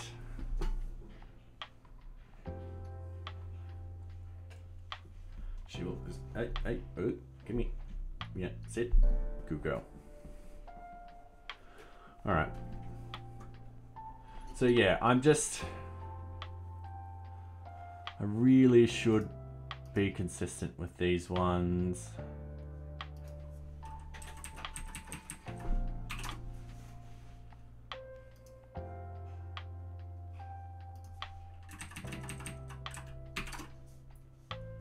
I'm gonna say tests. Yeah.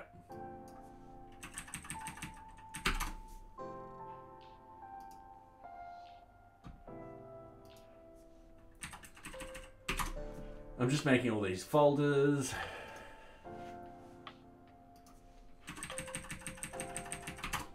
The fun sort of testing, you know, the fun task. Anyway, and then once this is all done, what will actually happen is I'll start putting unit tests in all of these. Now, the permission tests are still gonna occur where they are. The object tests will move into the test objects. So yeah, it should all fall into place. And the idea is in the future, if someone's like, all right, I need to get to this particular test, they can start asking for some very, very simple questions like, is this a decorator? Is this a specific bug? Is this a specific test? Or are we testing user permissions or testing views? Testing specific tests is not the one I wanted. Sorry, specific bugs. And in the vast majority of cases, it'll be test views, and then they go in there, and then they're like, "Oh, okay, cool," and then something else. It looks like it's built on top of unit tests. Yeah, all right, cool. So I was wrong. My friend was right. He'll be happy to know that. Okay, Socks. Say hi, Socks. All right, in your bed, sweetie.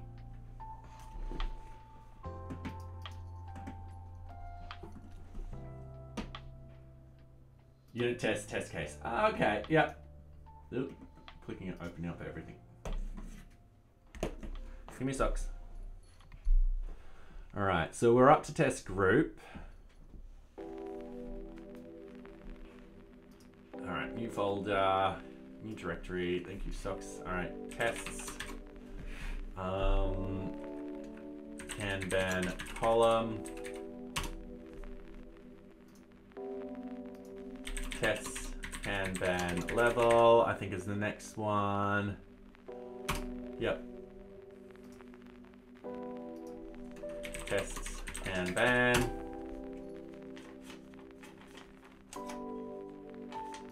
Socks, stop causing trouble. All right. It's where this starts getting really, really big. Tests. Object data, and then what we want is we're going to move this object data into that object data. Just going to refactor it straight in there. We're gonna, yep.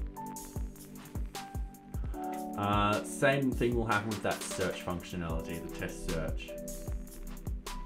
And the reason why these are in folders is because these tests might get a little too large. This one is perfectly fine at 179.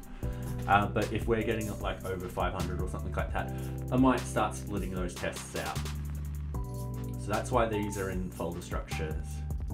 It's to be also consistent. I don't want to have it like half-half. So let's say half of these are just a file and half are in a folder and split up tests. And I'll be like, no, that will drive me nuts very, very quickly. So if I spend the time here doing this properly, everyone will be happy. Tests, organizations. Thank you, Socks. Tests, permission set. So a lot of these will be very, very small, sort of unit test type of thing. Tests, apart from the object data, which will be getting bigger, just because I need to test all the permutations of it. The other big one would be the permissions too, where I've got to make sure that if a user has permission, they've got permission. If they don't have permission, they don't have permission. And I've got to test that through each of the, well, technically 5. So 0, 1, 2, 3, 4 is the permission scale. So I've got to test through every single one of those scales. So yeah, a lot of work. And then got to start testing eventually specific cases. So for example, a person might be in two groups. One group they're a read-only, the other group there might be a team leader. But if there's a particular object that it only falls in the read-only one, they should only have read-only users and so forth like that. So yeah, that will be happening later. That will involve more complicated fixtures and stuff like that, and I'll need to document that. It's going to be a pain. But yeah, permissions will need to be very important. Alright. New folder, tests, profile. Right, so we've got request for change.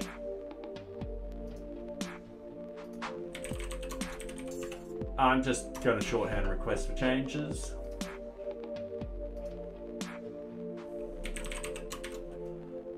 Requirement and requirement item.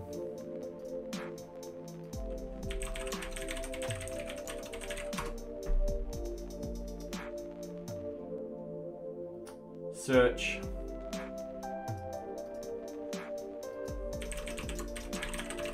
Actually, I might change this back to request for change.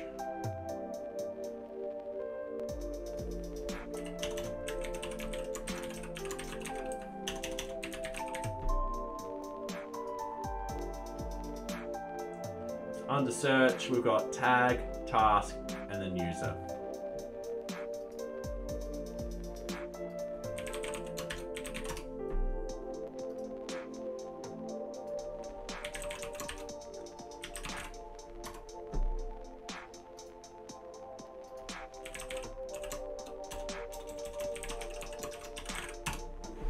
All right. So we need to move this test search into this. We are also going to copy this init file and add it everywhere.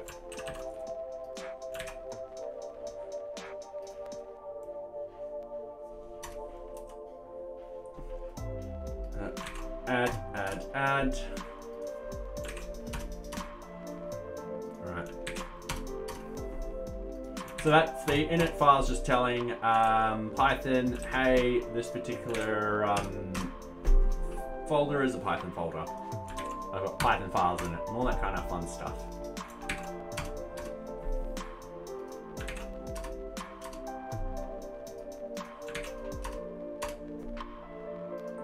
And we've hit another ad break. Sorry, my ads aren't telling me when the break is going to start. I'm going to have to go through my settings tonight and figure out why. Skip. All right.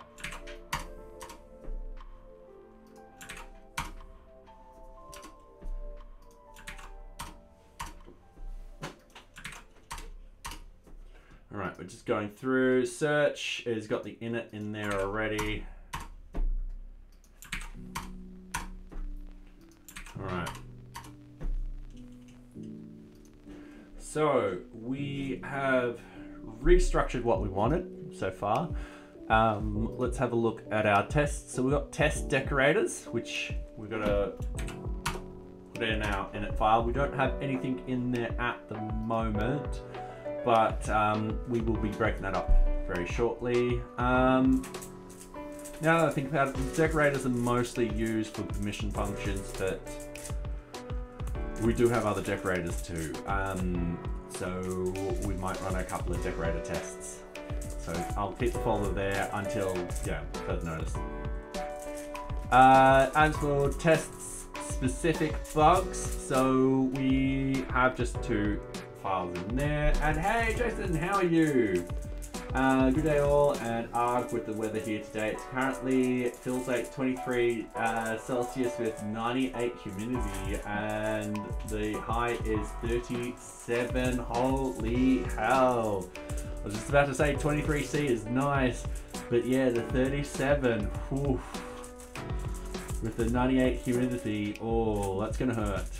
I'm assuming you're gonna be staying indoors. How are you going? I hope you're going well.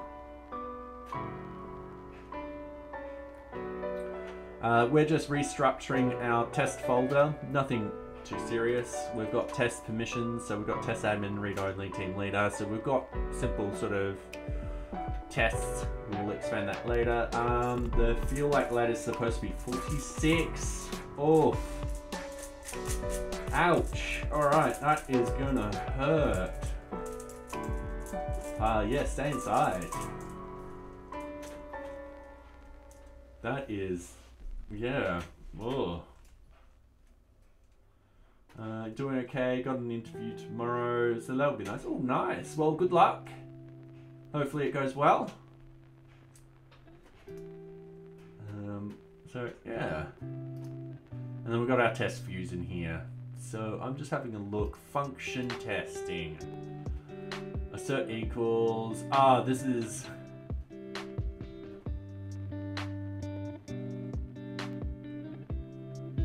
This is going to stay here.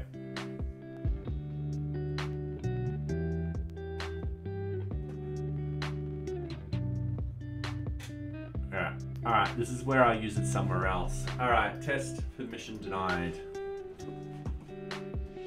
Now, this particular one, login user, object, yada yada yada.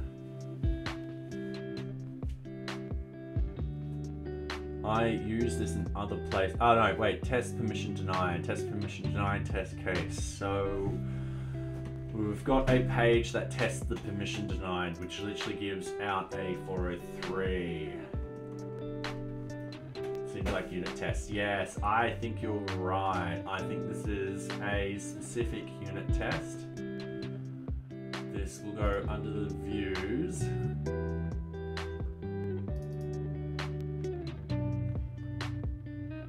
Actually, I'm going to test this as a bug. Because I do remember there was a time it was a bug. I always end up with utils in it or a common fault. Yeah, well, yes. That is definitely a, well, it's to make sure that the 403 page is showing correctly. I think if we go to test permission denied, now that won't be in source, that will be in NearBeach. I do believe, so there's it with the tests, there's it with the URLs. That's the authentication views. Actually, no, alright, this is actually definitely, this is meant to belong in there. Alright, that's fine, we'll just shove it in there. I think everyone has utils coming over folders, yeah. Well, I've got my structure now, and I'll be like, alright, cool, I can now write in specific things in here, and all that kind of stuff. I'm trying to remember how long ago we were writing all of this nocturnal with the object data and stuff like that. Yeah, that was a time ago. I do have to review some of it because some of it I've had to comment out because we no longer have group list and group list all or user list all. We've actually contained that into one function. But it might mean I need to put that functionality in here too. All right, going back down here, function. I think this has been called elsewhere.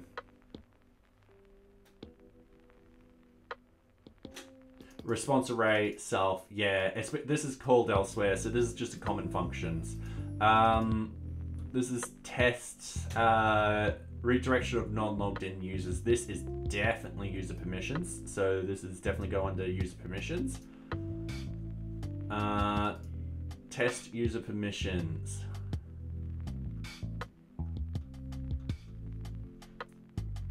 Yeah, that's definitely under user permissions.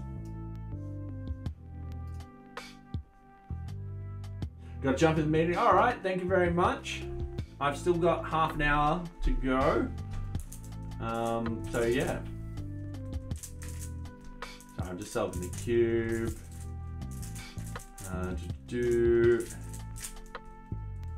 All right. So that's looking a lot better now. Will do, thank you very much. All right, that's definitely looking, yeah, that's looking a lot better. I can do that. Now, I've forgotten to add in a test views for project.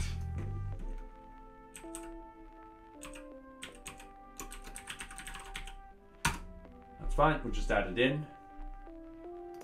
What we want to do, add the init file, add that, yep. It's going to close all these. And I want to write test project view.py. Add. All right, before I do anything else, I'm going to go circle CI. Whilst that's loading up, so we've restructured unit tests. We're going to try and get this code coverage over 70. So if I go into the application itself, and the good news is we're 66% there. So it won't take us much longer to do or implement. If we go to the artifacts, now this is where I keep forgetting which is the index. So I'm going to pick a random one and I'm just going to go index. All right. So if I increase this, we can see what's at 100% and we don't worry about. So admin apps, and this we don't worry about. Now check destinations.py, that's at 100%. All right, that's good. Check user permissions is at 88%. That's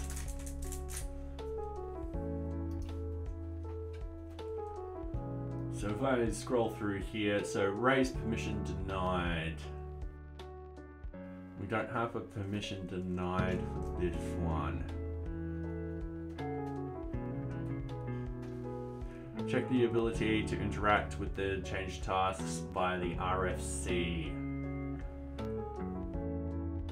Card links, so we need just no access user to sort of trigger that one. Because no one's actually reaching these.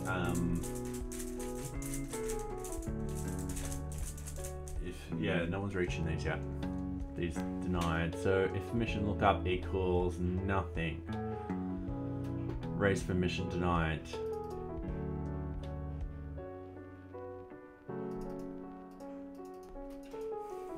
All right.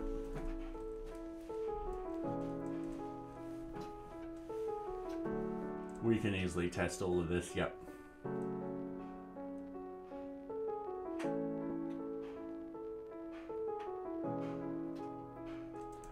Just wondering how I can send through a user request and all that kind of stuff. So yeah, we won't touch this one today.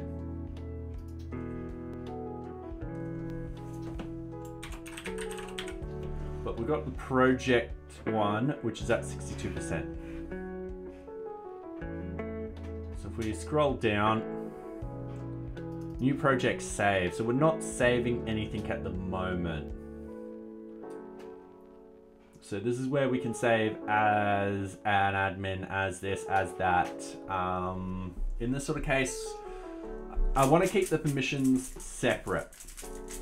So I want to test the permissions outside of this. So that will be under the user permissions sort of thing. So making sure an admin can save, making sure a team leader can save, making sure a team member can save, an intern can save, but not a read only. I want to keep that as a permissions directly thing. In this sort of case, with my project view tests, I'm going to be like, can this actually save? So we are going to get the admin, just the basic sort of admin or team leader, and just save. Probably best to do it as a team leader. Someone who doesn't have full administration permissions. So we can do that one right now. So what I want to do, got our little cute little image up. We want to go to sites near beach. We want to go to near beach. We want to hit tests.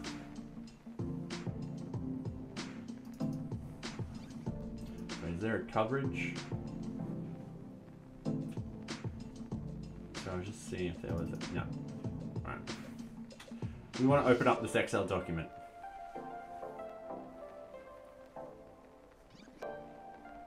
I want to bring over this Excel document. So this document contains a lot of information for us. So, sorry, I do have to zoom in. What we've got here is we've got a bunch of URLs, got the names and all that kind of stuff, and what sort of data we should be sending. Now, this isn't perfect. This is a great place to start. We have like form data for add project and all that kind of stuff. So if we go over here, we've got new project form. So what we do, new project form in here. New project form, whoop, bang. We've actually got a project form already set up for us. Wait, sorry. Essentially, when someone protects you about a job that you only have one aspect of all the things that they are looking for and go, whatever, you're looking at me, yep. Yeah, I think sometimes recruiters don't understand the job. So yes, it is annoying. I once had someone and they were very pushy. They're like, oh yeah, you should go for the security job and stuff like that. And I have no idea about security or anything like that. It was a waste of everyone's time. I don't know why. And then they were disappointed, being like, oh, you didn't get it, and yada, yada, yada, blah, blah, blah. And I'm like, yeah, no, it was known that I wasn't going to get that. It wasn't some sort of, ooh, type of thing. All right, so we could use our URL test and stuff like that, but we're just going to do something simple. Now, I am going to bring up an example of what I've done.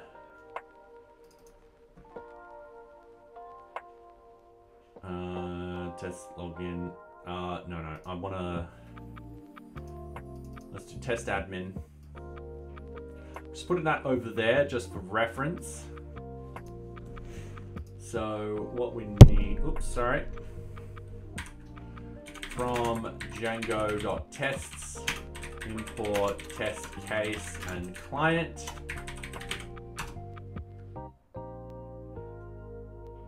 It's tests, not tests. All right, from Django.urls, import reverse. Okay, declaration of username and password, which are just going to be username equals team leader, password equals test$123.4. All right, and then we need the definition of the user logging in and all that kind of stuff. So what I'm going to do is I'm going to yank those 7 lines, I'm going to paste them in. We don't need to worry too much about any of that. And then class, team leader, new project tests.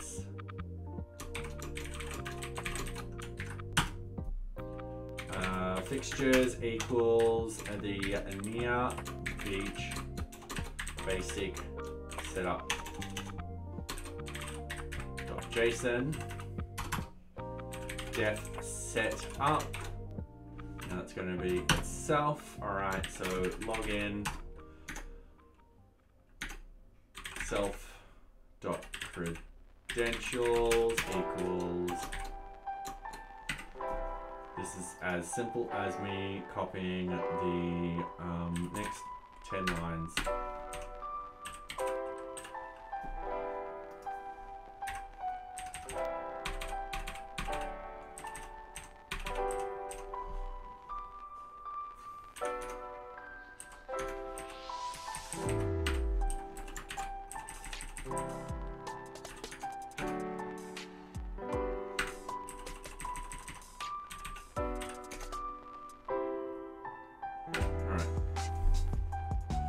because that's the same. It'll just set up the client and all that kind of stuff. And then what we want to do is we're not using the multiple and stuff like that.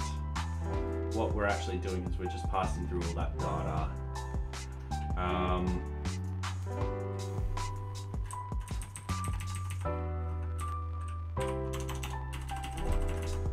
Project view tests.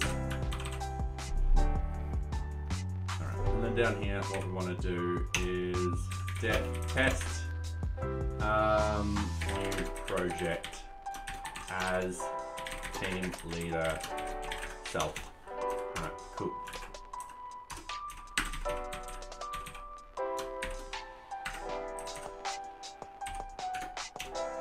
Alright. So what we want is we're going to state a couple of things. So I am actually going to yank this one line.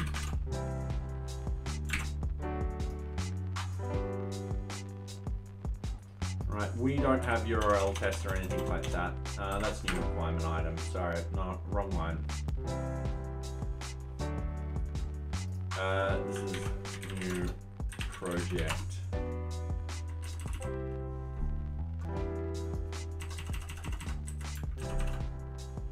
Wow.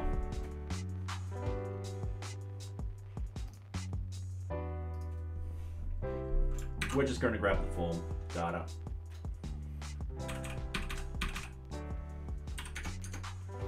So, form data, form, now what did we want to call this? Form data equals, and I don't know if I've got to do a single quote around all of that. I feel like I have to.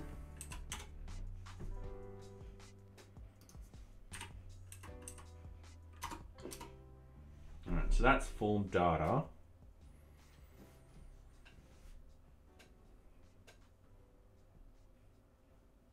And this is an object. It might be an object. All right. We go through if method is get. So in this sort of case, it's post. So use post to submit the new project. So in this sort of case, response equals self dot client dot post. And then what we've got is we've got reverse. This will be new project. Actually, I'm gonna. So it'll be new project. Now the args is the data.args. So new project won't have any args in it whatsoever. So new project, no args. In this sort of case, no object, get 2000, get 200. All right. So reverse args, there's no args, but I'll put in an empty sort of thing. Then we want the data, and that will be form data, and then follow equals true. All right.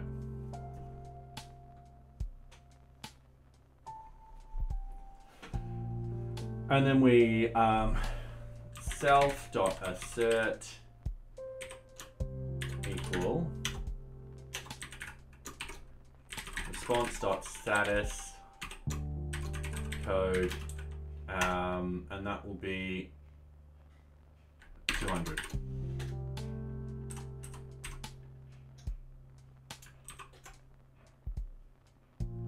Yep, and I need to fix up this up here to self, not selves. All right. So let's test that locally. So Python 3 manage test. So it's still found 43 tests, and I'm double checking that with Circle CI. If I go index,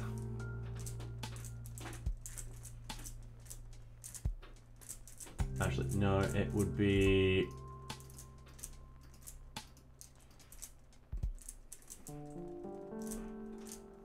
All right, steps, running tests, it'll be up the top. Found 42 tests, so yeah. All right, and then artifacts, and then I'm just opening up one of these randomly. And then I'm going index and projects.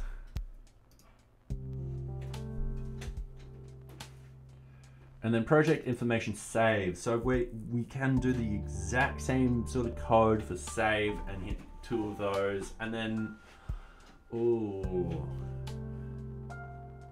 project information. All right. We need a closed project to hit that, but that's fine. We need to actually write that into the fixture, and at the moment that fixture will be extended upon only after I start documenting how to actually set it up. So just in case we lose data and we need to be like, all right, what are the tests and all that kind of stuff, we can be like, all right, cool, we've got these particular tests for this, these are set up like this, the fixture's like this, and so forth like that. And then if we need a third fixture, we can do that. So for example, the third fixture might be for more of those complicated cases where you've got data which overlaps and stuff like that, and you really need to test out the user permissions thoroughly. So yeah. But once again, when I start documenting it. All right, 43 tests and we ran perfectly fine. All right, sweet. So what we're actually going to do is 29, so that will be, I think, 13.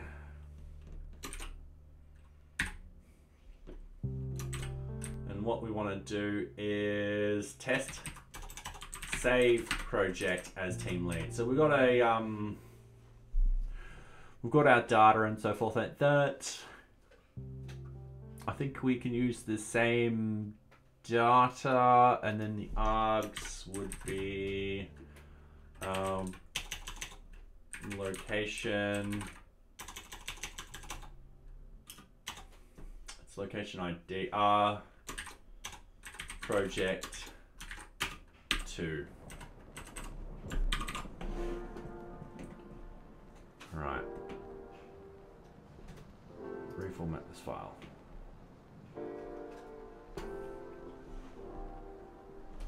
I don't like it like that, but that will work. So now we'll have 44 tests. I'm just realizing that I'm throwing through extra information in that test which isn't needed.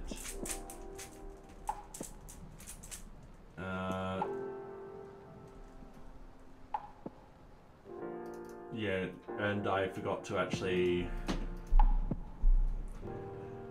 fix that one up. So this is project save. So I need to find the name of this project save.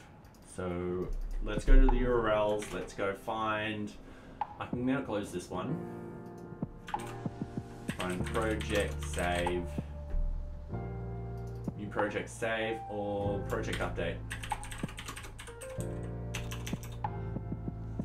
So this is new project. Project information save.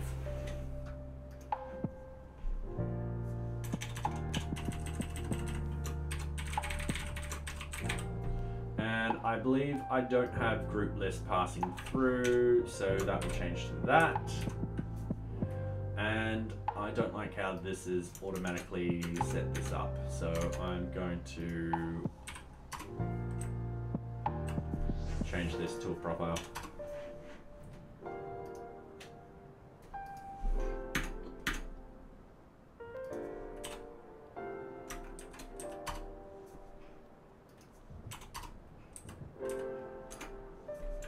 So that's how I would prefer it set up. All right, so doing a quick test.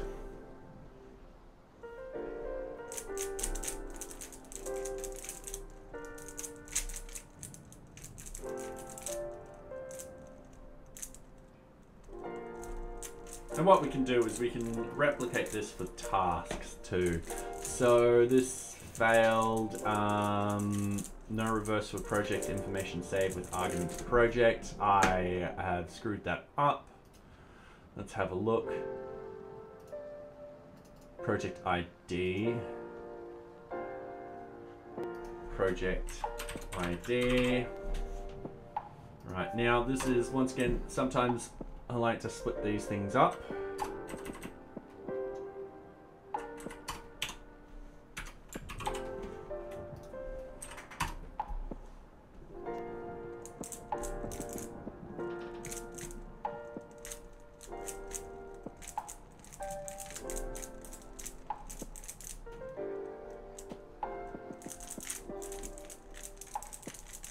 Error. Project information saved with arguments project ID. One not found. One pattern tried. Project information project ID.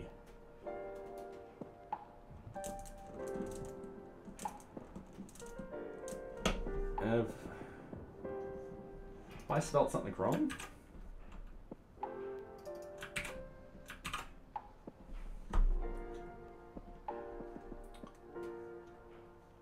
Hopefully not.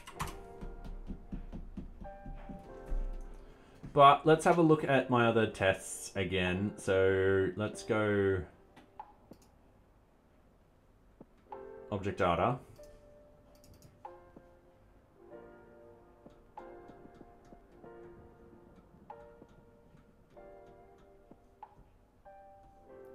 So form data. No, it's not that one. It was as admin user. All right, here we go. So we don't have project save here, do we? This is got new project, task information. Yeah, we don't have any of that sort of information. This is just hitting the hitting what we require. It's still failing.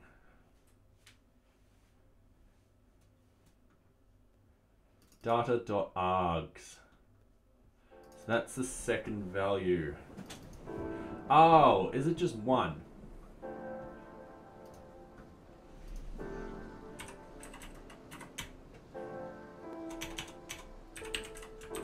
Is it meant to be that?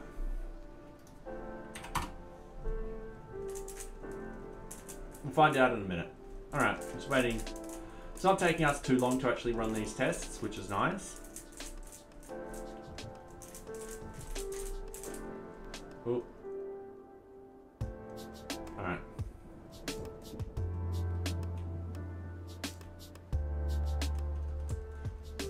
Okay, tests, project, tests, line 65, tests, save project as team leader.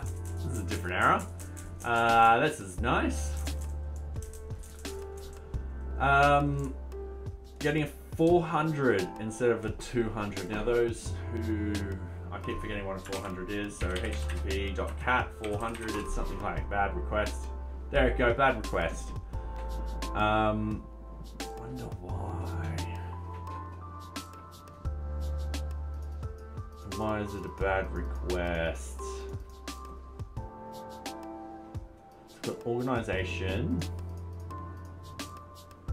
Wait, let's go to, this is prod. Do I have local host still running? Yes, I do. So if we open up a project, open up our network a tab over here, and we just hit update project, it will do this Ajaxly. So response is good. We've got the project description, project end date, project name. So project description, project end date, project name, and then start date, project start date, and project status.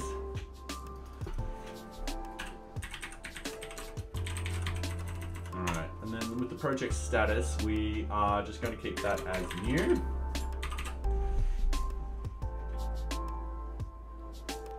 Okay, cool. So it could have been just the fact that I've missing this. just needed to test it out. All right, testing again. And here we go. Here's what it says here. Errorless project status. Yep, cool. Just wait. Project start date. Enter a valid date time. Project end date. Enter a valid date time. All right. So if we go over here. Oh, okay. We've got this. So what I'll do is I'll just copy this. Like so.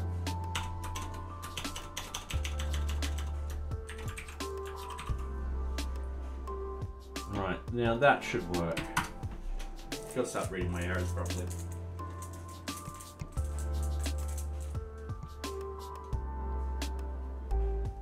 Right, my dry is still fucking over, which is nice.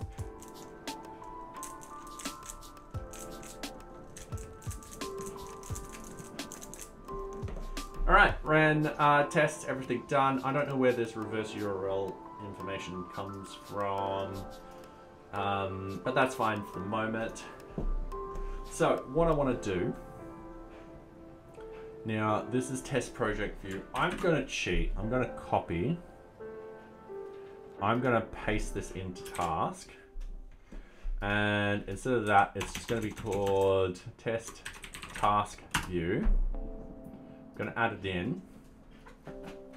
And then what I'm going to do is I'm going to find anything that with a project.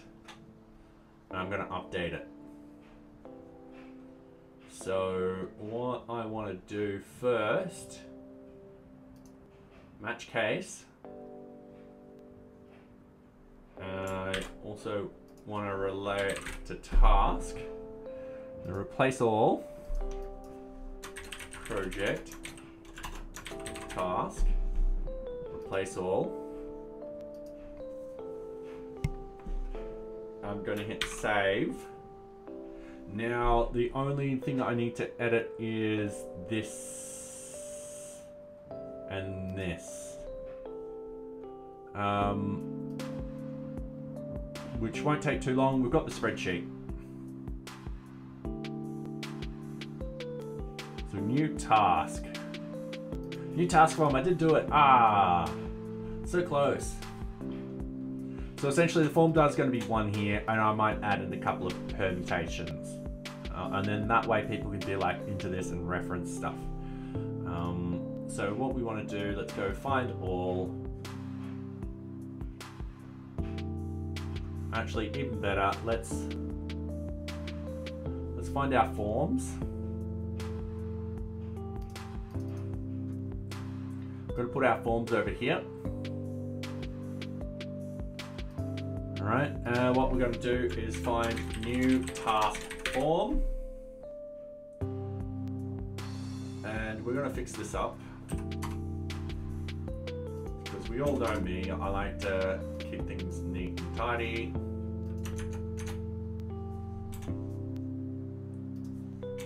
Now those start date and end dates worked on the other one, but probably not this one. But that's fine, we can fix this up. Alright, so straight off the bat, what we've got, task short description.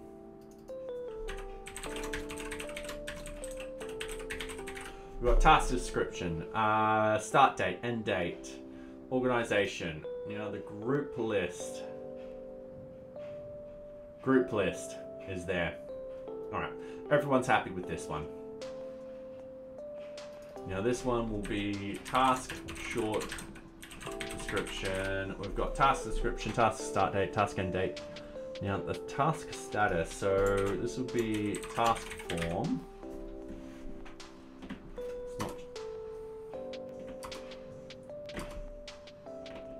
It's probably using the same form.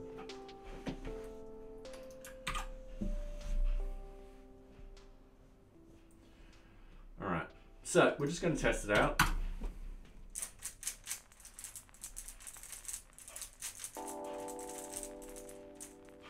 So now we've got 46 tests. So hopefully we'll have a couple of hundred tests in the near future. Now we've got a failure. This time we should read the failures. in test save task as doesn't say why.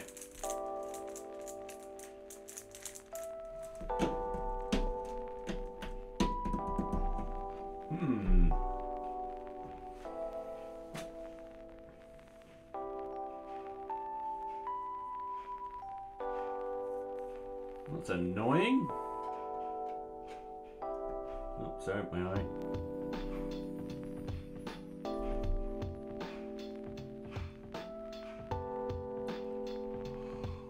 Oh, sorry. We got an error.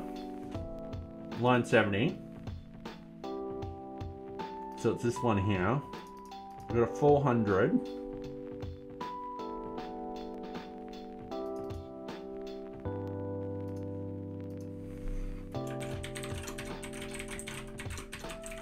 Task information save. Let's find out what form it's using. So what we want to do is go to implementations. Task information form. We want to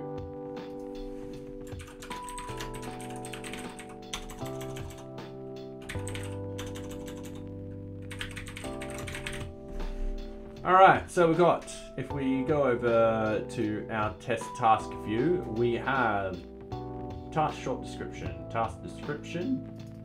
Oh, we've got it as task long description. Start date, end date, and task status.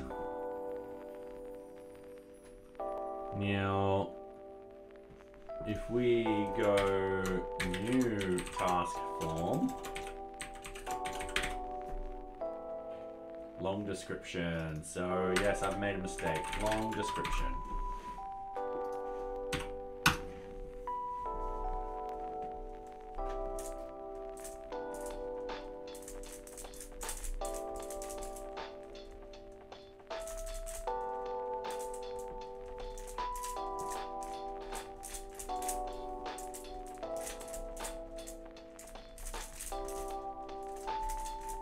All right, 46 tests done. Now, do I have coverage installed? I think I do. 3 manage test.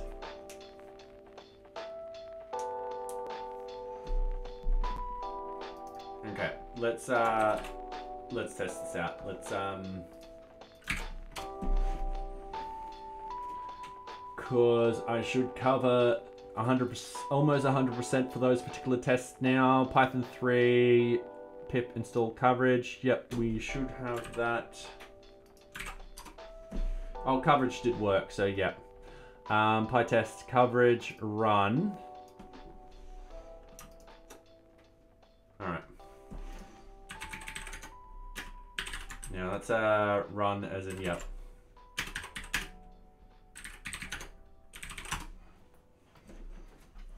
No specific package for that, so what we do is Python 3.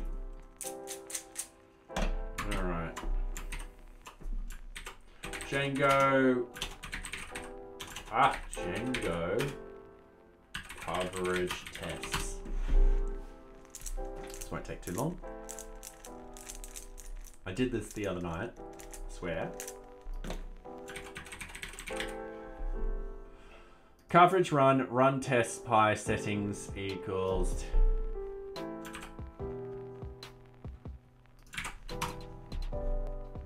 no file to run.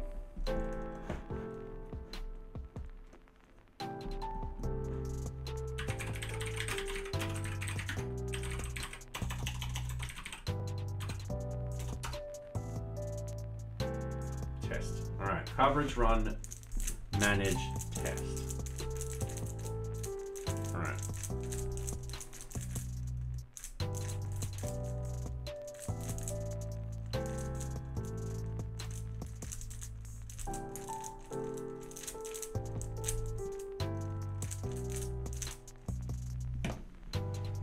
Okay, so when we run the tests, after running coverage, combine all the coverage statistics by running coverage combine.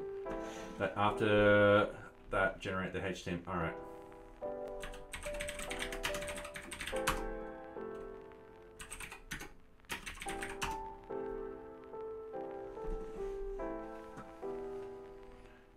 And then that should create our coverage tests. Hopefully. HTML coverage. That's the JavaScript. There's our index. Open it up. We zoom in. Scroll all the way down to the bottom. We've got 73%. All right, sweet. That is good news. So projects and tasks. So let's have a look at projects first. Oh, we've got a problem. We're including coverage for that. All right, not too much of a problem. Let's close that. Let's go in here. Let's actually delete that. So HTML coverage, let's just move that to the bin, forget about it. In our Circle CI, we've got a YAML config. Coverage run. So essentially we've got, so run manage tests. All right, so if I paste this in here, that should do the same thing. And when we're not paying attention to tests or migrations or any init files.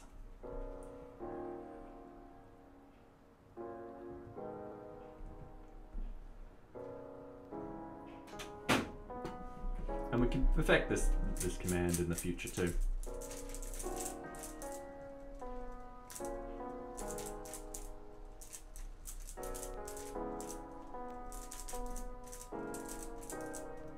Okay. Then what we've got to do, coverage report. All right, 69%. Ooh. Coverage HTML. I wanted to get this over 70, it's so close. All right, let's have a look. HTML coverage. Scroll down to index, open up index. Let's zoom in. So yeah, it's just at 69%. Now the local settings file should also be ignored. I'm realizing. Hey Nocturnal, how are you? Yeah, we're just, oh, I just realized it's well past 10 now, but that's fine. We're just looking at test coverage. I should get rid of local settings .py. So if I look at that emit here, I should put that after manage.py. So if I close this, expand that, settings.py. That was your meeting. Hopefully it was good. And then what I should also get rid of is admin and apps. Oh no, apps. Yeah, admin and apps. That one's fine.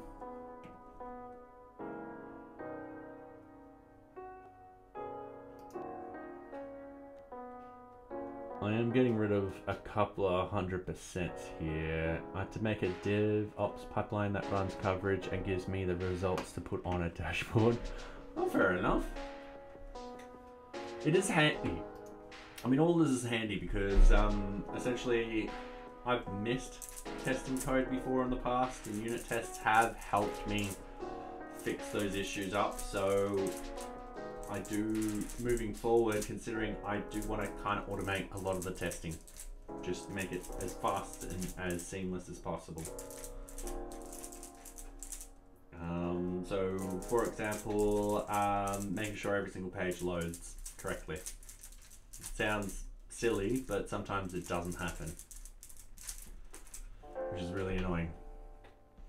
All right, I might as well get rid of NearBeach admin and NearBeach apps.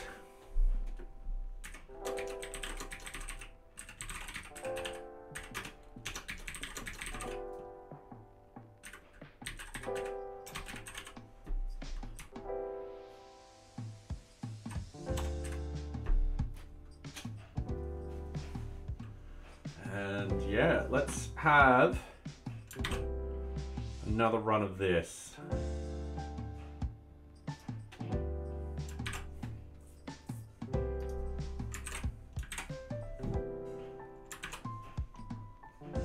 Something went wrong then. We got asked about embedded C++ job. I don't have C or C++ on any of my profiles. I was also offered like half my say. Oh, yeah, fair enough. Was fine, all right. Just going over stuff for an external presentation tomorrow. Ooh.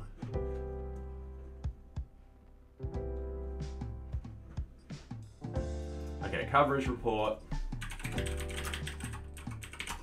So this is still 69.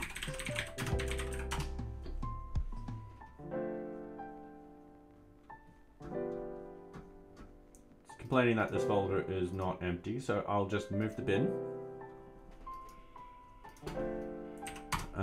I had one that was wanting the top 10% of developers, but only offering, oh, all right, yeah. All right, so reloading. So we're at 69. We've got, what is a quick win we could do? We've got task views. I thought we were doing new task save.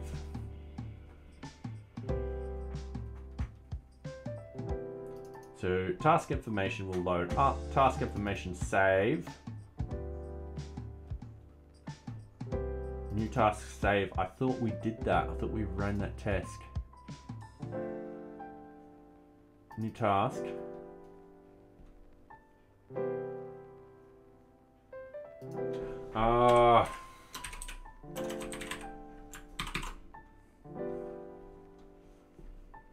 So wait, if this is it, it's a simple typo on my behalf. I forgot to add in the those. I'm not putting enough in these sprints then. Wait, this way. I've and somehow saying they never miss anything in a sprint.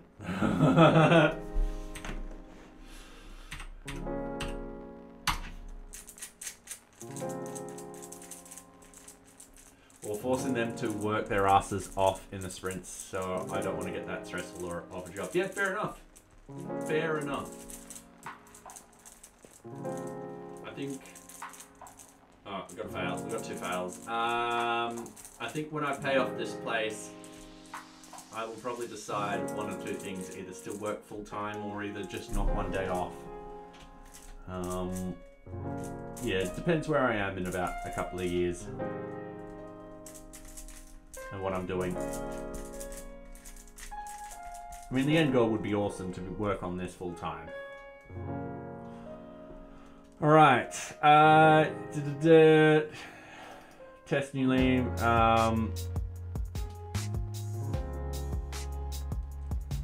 Okay, let's go to URLs. So new task. It is just new task. New task save. All right, let's go to implementation. New task save. This is post. We require new task form.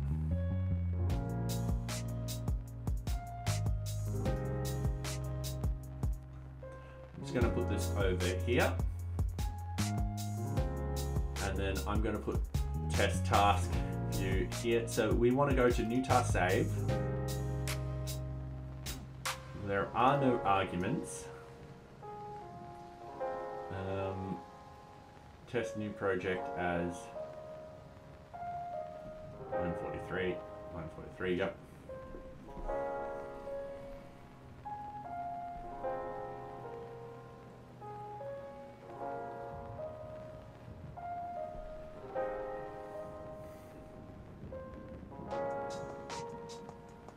Now we'll have the request user we don't need, creation user we don't need.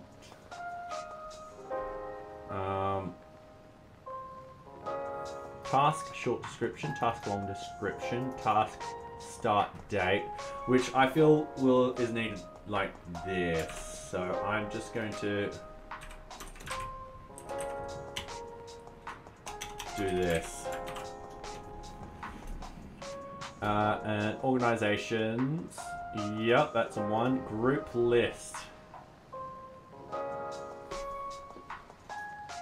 Right, that's down there.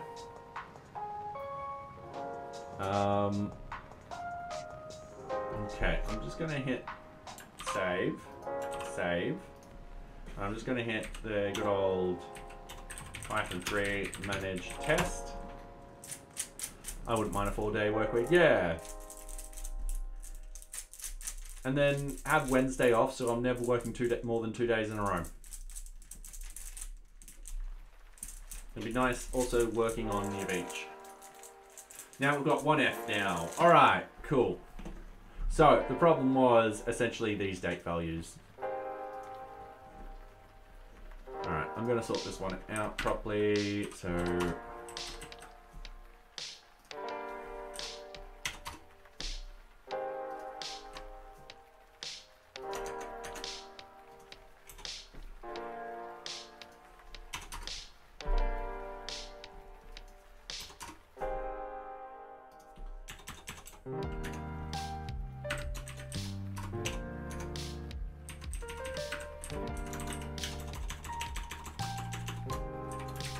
paste that in, gonna get rid of all of this, paste that in, I'm gonna save. I'm gonna make the big assumption that it is coverage, perfectly fine. And then hopefully we get over that 70% and we're like, oh yeah.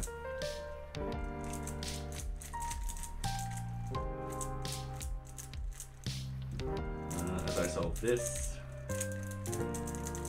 All right, coverage, report. Ah, damn. It's gonna complain about it, but that's fine.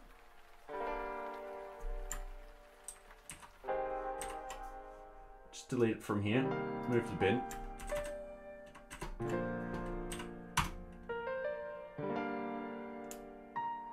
Oh, does it say that every single time?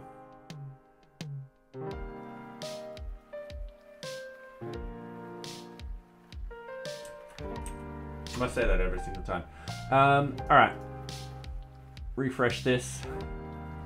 We've knocked everything down. Cool, we've only got 2 lines of code. So we've got this bad request forms, which we can actually do very quickly. So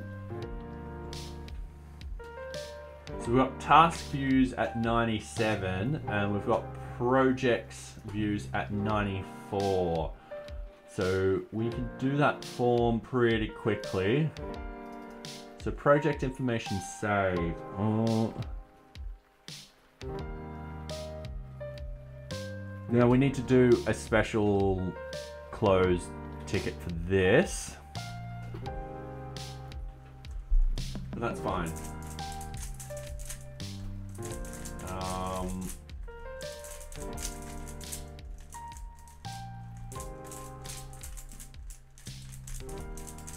Okay.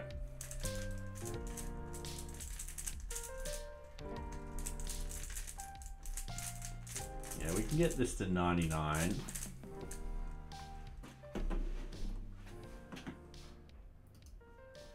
So close to 70. So close to 70. I have that on my little thing being like, I just want to get to 70 and then focus on other things. And then I will come back here and literally write the stuff from probably top to bottom, really. Admin views. Oof. Yeah, I'll need to do this. Yeah, top to bottom type of stuff. Anyway, let's actually write in those bad forms. So if we go to task views again, we notice new task save and task information save. All right, cool. So let's go in here. So test as team leader. What we want to do, def test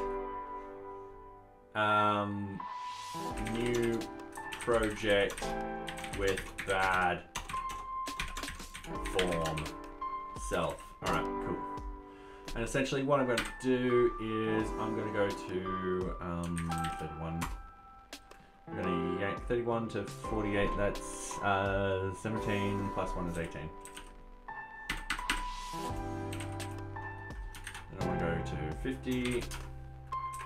Paste those in. And what I want to do is I'm just going to bad data.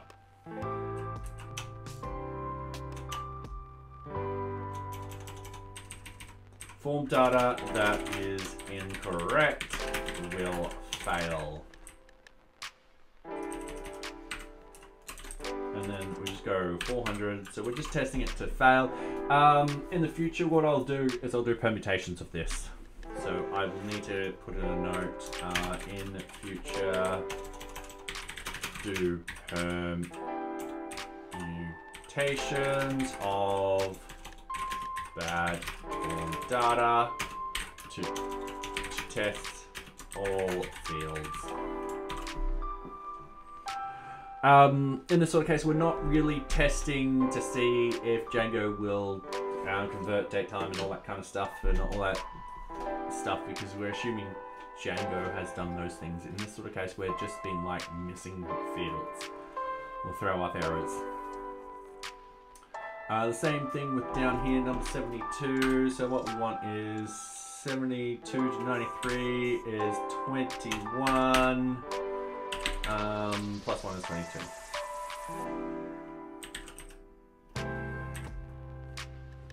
And then I'll just add test project,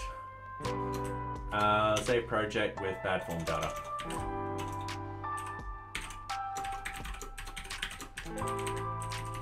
Once again, we'll just get rid of these date times. So yeah, the permutation will be like these forms will all be the same, but one field will be blank.